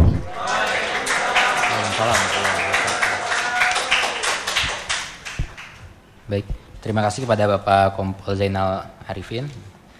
Kemudian selanjutnya akan kita dengarkan pemaparan materi dari Ustadz Hadi Nur Ramadan, MA, Ketua LPBI, ya. LPBI MUI Pusat. Kepada Ustadz Hadi Nur Ramadan kami persilakan. Bismillahirrahmanirrahim. Assalamualaikum warahmatullahi wabarakatuh. Suaranya masih lemes ini, pemuda udah makan kan? Alhamdulillah pematerinya belum makan. Ya, assalamualaikum warahmatullahi wabarakatuh. Alhamdulillah rahman alamal Qur'an khalaqal insana alamahul bayan asyhadu an la ilaha illallah wahdahu la syarika lahu asyhadu anna Muhammadan abduhu wa rasuluhu alladzi la nabiyya ba'da ma ba'du. Alhamdulillah, puji syukur kali Allah di siang ini Allah kumpulkan kita dalam kebaikan, dalam terus merawat negara Kesatuan Republik Indonesia yang kita cintai. Salawat serta salam tercurah pada uswah qudwah pada Nabi kita Nabi Muhammad SAW beserta keluarganya, para sahabatnya, para tabi'in, para tabi'ut tabi'in, dan mudah-mudahan kita termasuk pengikutnya hingga akhir zaman. Yang saya hormati Pak Kompol Haji Zainal. Belum? Insyaallah tahun depan haji kita doain. Amin. Saya juga sudah daftar. Insyaallah mudah-mudahan dengan hadirnya Pak Kompol Irfan bisa Pak Zainal Arifin bisa haji hari ini, tahun depan insyaallah. Amin Ya Rabbal Alamin. Nggak ada yang nggak mungkin. Mudah-mudahan. Lalu Pak Nasir Zamil selaku anggota fraksi DPR RI yang sama-sama mengharap ridha Allah, dan para kawan-kawan aktivis Forum Silaturahmi Dakwah Kampus seluruh Indonesia. Alhamdulillah saya dari kegiatan saya di MUI sebagai wakil sekretaris Lembaga Seni Budaya dan Peradaban Islam. Lalu saya juga sebagai aktivis dari Dewan Dakwah Islamiyah Indonesia DDII, dan aktivis juga salah satu pembina Forum Silaturahmi Dakwah Kampus seluruh Indonesia. Tadi apa yang disampaikan oleh Pak saya sebut Haji aja biar jadi doa Pak ya. Ya oleh Pak Haji Zainal Arifin. Ya, kayak kalau kompol agak takut juga kita. Oleh Pak Haji Zainal Arifin, Pak Nasir Zamil, kita sepakat ya. Negeri kita ini adalah negeri yang harus kita jaga. Para ulama-ulama kita, jadi gini. Yang pertama, tidak ada perjuangan yang kosong. Semua perjuangan itu diisi oleh umat Islam, oleh kita. Ya, dari Sabang sampai Merauke. Ya, tadi mohon maaf saya Pak Zainal, saya telat ya, karena saya tadi sholat di Masjid Banda Aceh, Baitur Rahman, lalu saya minta diantar sama panitia ke perpustakaan Museum Ali Hashimi, Profesor Ali Hashimi. Tadinya saya mau ke mana lagi? Ke museum tempat-tempat sejarah Aceh. Diingetin sama panitia, Ustadz harus hari ini ngisi acara. Kenapa? Karena Aceh ini luar biasa. Dari Aceh kita belajar mental para pejuang. Ya, dari para warga Aceh kita belajar tentang bagaimana para ulama, para ulu balang yang jasanya luar biasa. Dan ini kita lihat bagaimana para ulama-ulama kita berjasa luar biasa dan selalu paling terdepan. Contoh misalkan kalau merdeka kita semua tahu ya, bangsa kita dari Sabang sampai Merauke punya jasanya luar biasa. Lalu ketika kita merdeka, apakah selesai perjuangan umat Islam? Enggak. Dulu banyak para laskar-laskar, di Aceh ada Laskar Rencong, di Jawa Barat ada Laskar Siliwangi, Laskar Pajajaran, dan sebagainya. Semua para pejuang kita, kan kita belum ada tentara. Ya, polisi juga belum ada saat itu kan Pak Zainal kan, belum ada. Tuh. Makanya para santri, para ulama itu punya laskar. Tapi luar biasa, laskar yang paling besar dari Sabang sampai Merauke adalah laskar para ulama dan para santri. Para ulama itu namanya laskar Hizbullah. Mohon maaf, Sabilillah. Nah, lalu para santri itu laskar Hizbullah. Laskar Hizbullah itu laskar santri yang usianya 20 sampai 35. 35 ke atas sampai 60 itu laskar para ulama, laskar Sabilillah yang dipimpin oleh Kiai Haji Maskur. Termasuk Aceh juga berapa kali mengirimkan para laskar-laskar itu. Tapi ketika kita merdeka, ya banyak para ulama kita, ya tokoh-tokoh agama kita sangat sedikit yang melanjutkan militernya di ya tentara. Karena bagi mereka negeri kita ini sudah merdeka.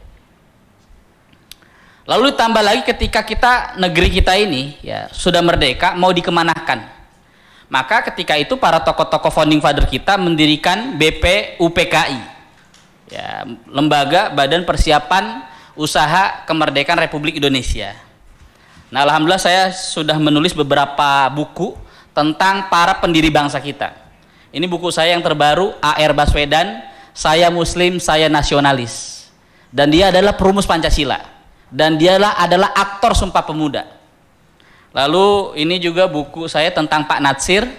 Tadi Pak Haji Zainal Arifin ya bicara tentang NKRI. Orang selama ini tahu ya NKRI diteriak-teriakan itu harga mati, tapi orang nggak tahu siapa yang mencetuskan NKRI, yaitu Bapak Muhammad Natsir. Makanya insya Allah besok saya terbang dari Aceh ke Padang, Pak. Ke Padang, saya meresmikan rumah kelahiran Bapak pendiri NKRI, yaitu Bapak Muhammad Natsir di Alahan Panjang, insya Allah. Mohon doanya. Dan insya Allah nanti tanggal 3 April, makanya saya sampaikan ini ke Forum Silaturahmi Dakwah Kampus ya FSLDK Indonesia. Ada kata Indonesia yang tadi disampaikan oleh Pak Zainal. Kita ini Indonesia. Tuh, maka ya tanggal 3 April kita akan meriahkan sebagai Hari NKRI. Ya, karena gini, ketika kita merdeka, NKRI itu nggak ada, akhi. NKRI baru hadir setelah 5 tahun Indonesia merdeka. Dan itu yang merumuskan ulama kita, Muhammad Natsir, Datuk Sinaro Panjang, yang menjadikan ya dakwah itu sebagai di atas segala-galanya, kata Pak Natsir. Makanya tanggal 3 April saya kemarin lobby ke para aktivis Islam, lalu kemudian para pemuda Pancasila, termasuk para politisi-politisi kita, tinggal 3 April sebagai Hari Proklamasi Indonesia yang kedua kalinya. Jadi Bung Hatta, wakil presiden kita, pernah mengatakan ya proklamasi Indonesia itu terjadi 2 kali. Yang pertama proklamasi Indonesia 17 Agustus 1945. Lalu yang kedua, proklamasi Indonesia yang kedua kalinya adalah tanggal 3 April. Ketika kita merdeka, akhi, 17 Agustus 1945, apakah selesai tantangan kita? Tidak. 3 tahun berikutnya, 1948, Belanda bersama para sekutu termasuk Inggris ya datang ke ibu kota kita, ya, ibu kota kita Yogyakarta saat itu, dan melakukan agresi penyerangan yang kedua kalinya.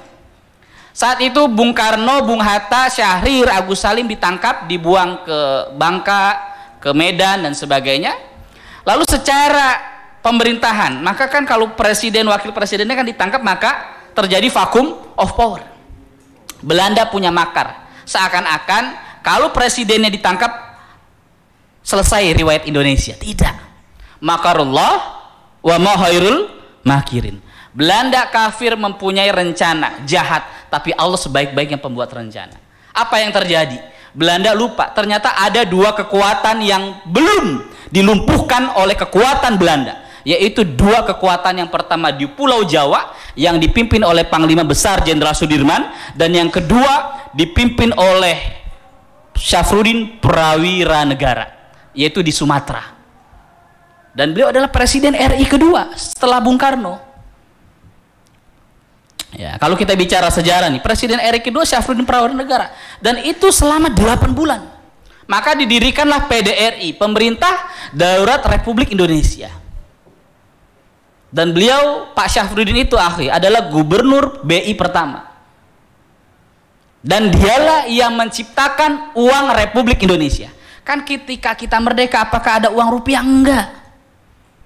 Kita merdeka, saat itu kita merdeka, kita punya Indonesia Raya, bendera, lalu yang kedua kita punya sangsaka merah putih. Lalu Pak Syafruddin bilang ke Bung Hatta, Bung, kita sudah merdeka, kita sudah punya bendera, kita sudah punya lagu Indonesia Raya, tapi kita belum punya alat tukar dalam berdagang, dalam muamalah. Kalau kita masih memakai mata uang penjajah, maka kita belum berdiri dan berdaulat menjadi bangsa yang merdeka. Akhirnya lahir ORI, Uang Republik Indonesia, yang kita kenal dengan peristiwa Gunting Syafruddin. Gunting Syafruddin itu mata uang digunting, jadilah ORI, Uang Republik Indonesia. Bicara Pancasila, almarhum Pak Alam Syah Ratu Prawira Negara, ya, beliau adalah tentara, beliau adalah Menteri Agama, ya, Republik Indonesia zaman Pak Harto. Pak Alam Syah pernah bilang, Pancasila adalah hadiah terbesar. Catat ya, antum bisa quote nanti di WA, di Instagram. Pancasila adalah hadiah terbesar umat Islam untuk bangsa Indonesia. Pancasila. Makanya kata Pak Natsir, Pancasila itu adalah kalimatun sawa. Kalimatun sawa antara kami umat Islam yang mayoritas di negeri ini dengan ya kalimatun sawa, ya, hubungan toleransi antara umat yang minoritas di negeri ini. Makanya akhi, para Pancasila yang merumuskan negeri ini, ya, Agus Salim, Kiai Haji Abdul Halim, Kiai Haji Ahmad Sanusi, Kiai Haji Maskur, Kiai Haji Wahid Hashim, Kiai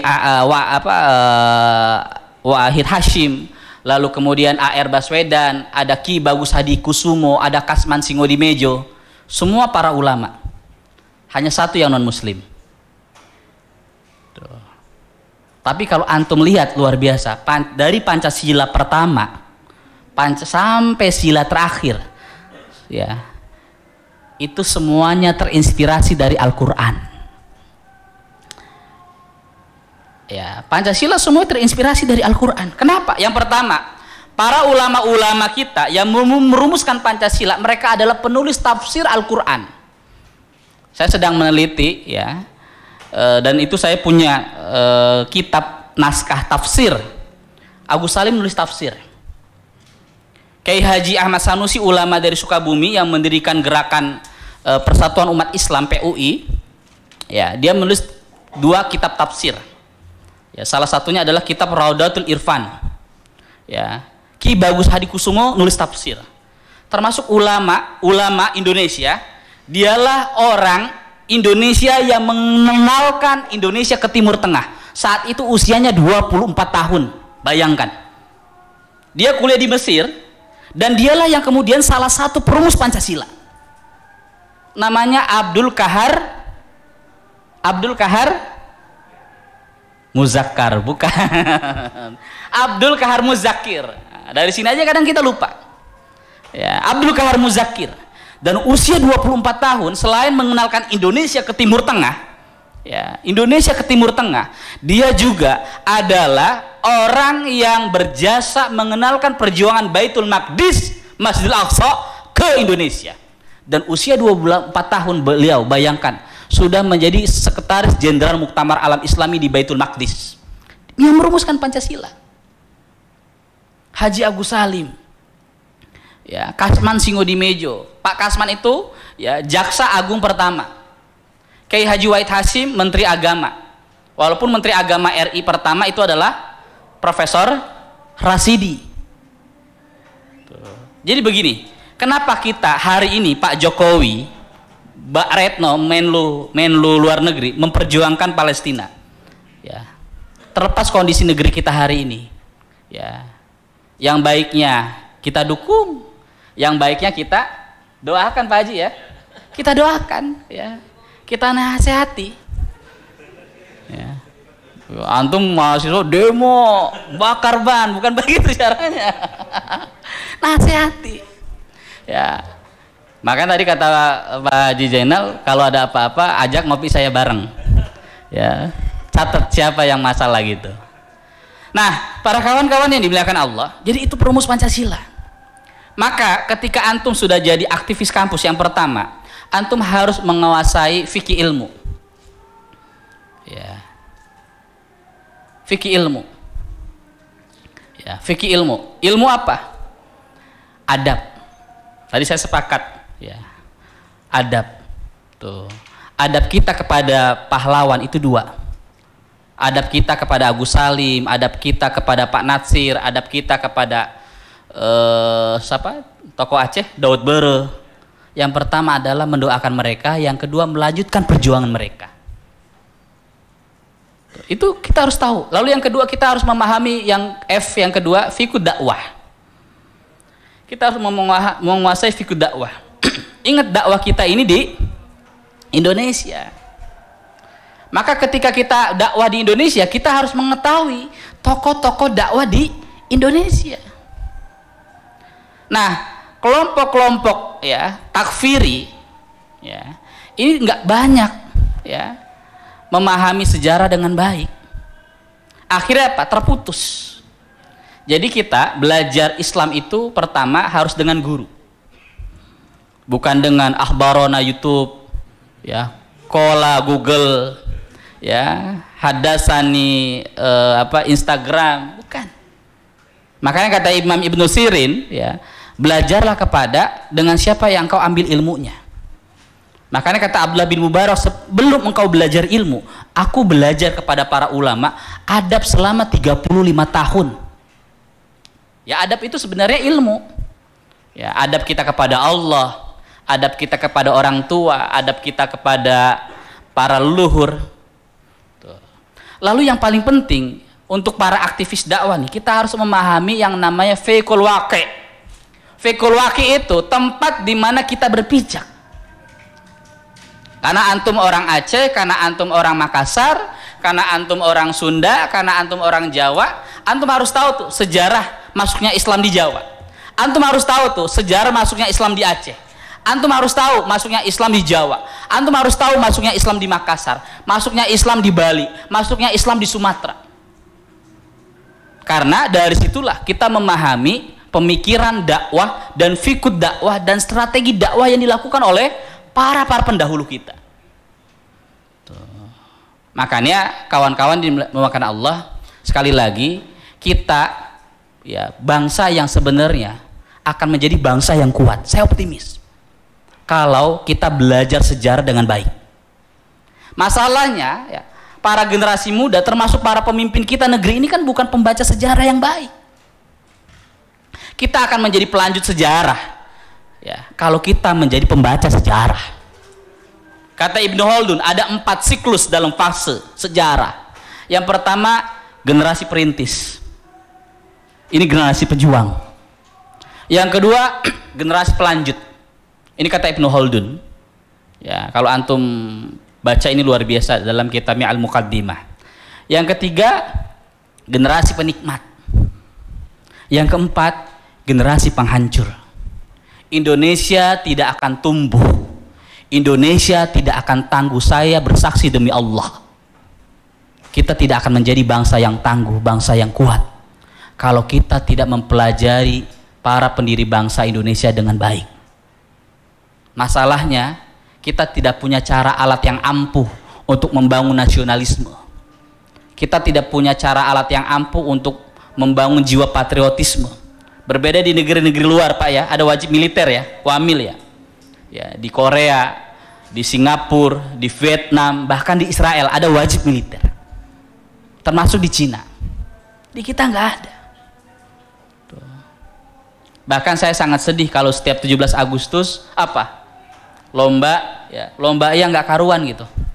Laki-laki main futsal pakai daster istrinya. Ya, daster istrinya yang robek gitu ya. Ya. Apalagi? Terus makan kerupuk. Ini harus kita rubah gitu. Ya. Saya juga nggak tahu Pak nih, Pak Zainal. Ya, sejak kapan bangsa kita ini makan kerupuk gitu? Lomba tuh makan kerupuk, Pak. Nanti kalau Pak Zainal jadi apa? Kapolres ya. Saya doakan nih, amin ya. Gantinya berikutnya. Kita kan berharap orang Aceh ini ya, kita tahu ya, mentalnya pejuang gitu. Tuh. Mentalnya pejuang. Ya. Nah, kawan-kawan yang dimuliakan Allah, kita ini harus belajar sejarah itu. Makanya saya yakin ya, ketika kita memahami agama dengan baik, ya, sumber Pancasila itu adalah agama. Lahirnya nasionalisme itu agama. Seorang peneliti dari Amerika, George McTurnan Cahin, dia dari Amerika neliti tentang lahirnya nasionalisme dan revolusi Indonesia. Dia tahun 50-an neliti, jadi disertasinya di Cornell di Amerika.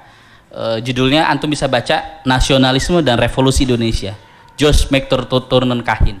Kata Cahin, lahirnya nasionalisme, lahirnya revolusi adalah penghayatan ya, bangsa Indonesia kepada agama dengan baik. Maka bangsa ini yang pertama, kalau ingin kuat, ingin tangguh, pelajari agamanya dengan baik.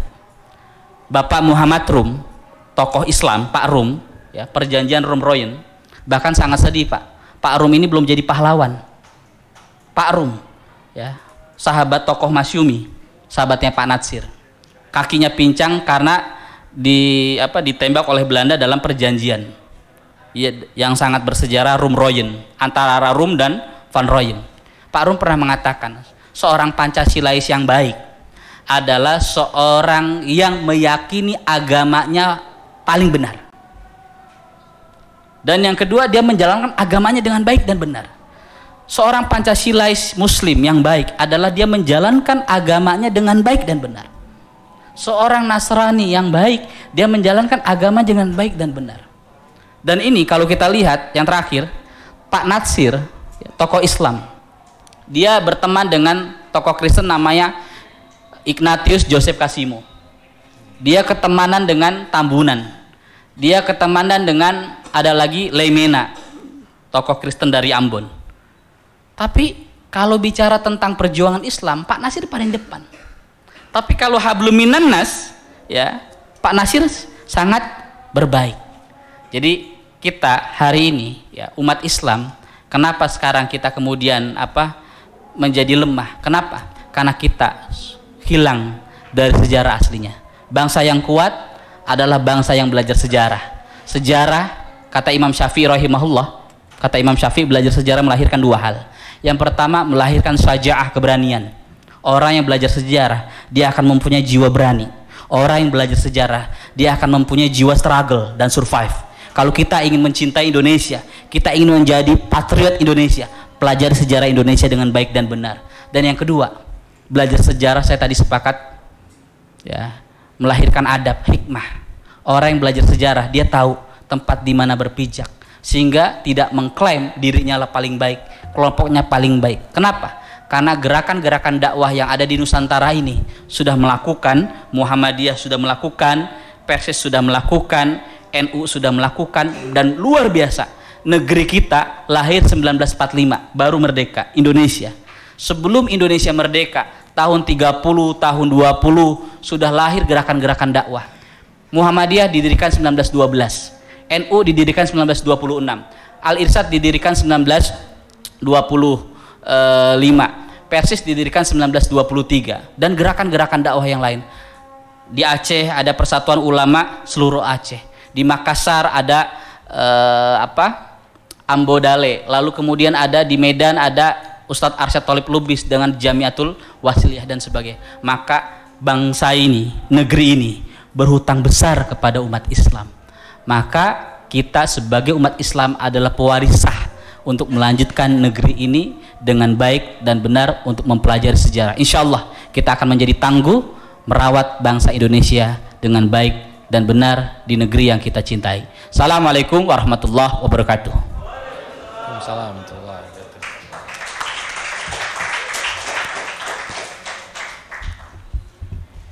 Baik, sebelum kita berlanjut, kita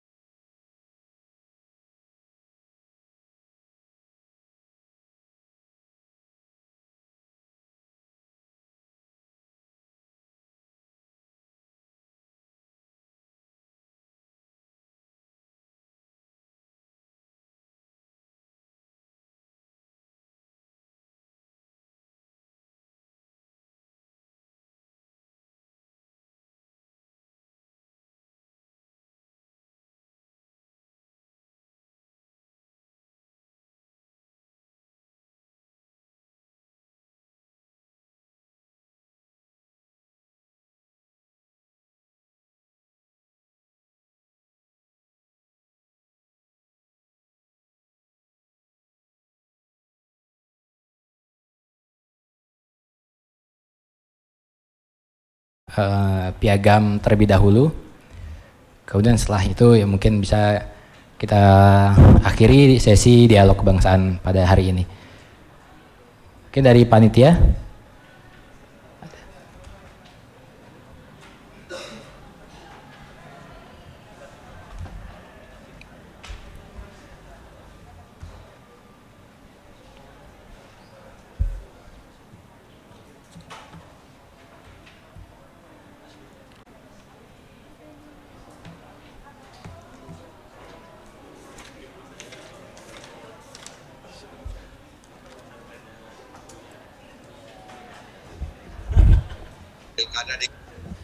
Baik, kami minta bantuan kepada Ketua LDK UIN Araniri atau kepada Ketua Panitia untuk menyerahkan penghargaan kepada Bapak Zainal Arifin dan juga Ustadz Hadi Nur Ramadan.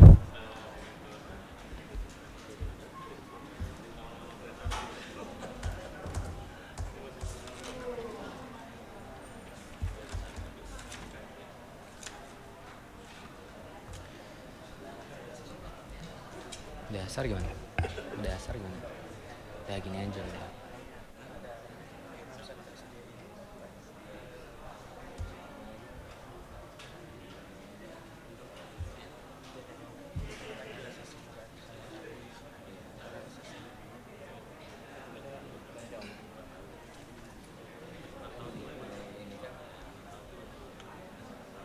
Kepada Bapak Zainal Arifin dan juga Ustadz Hadi, silakan ke tempat.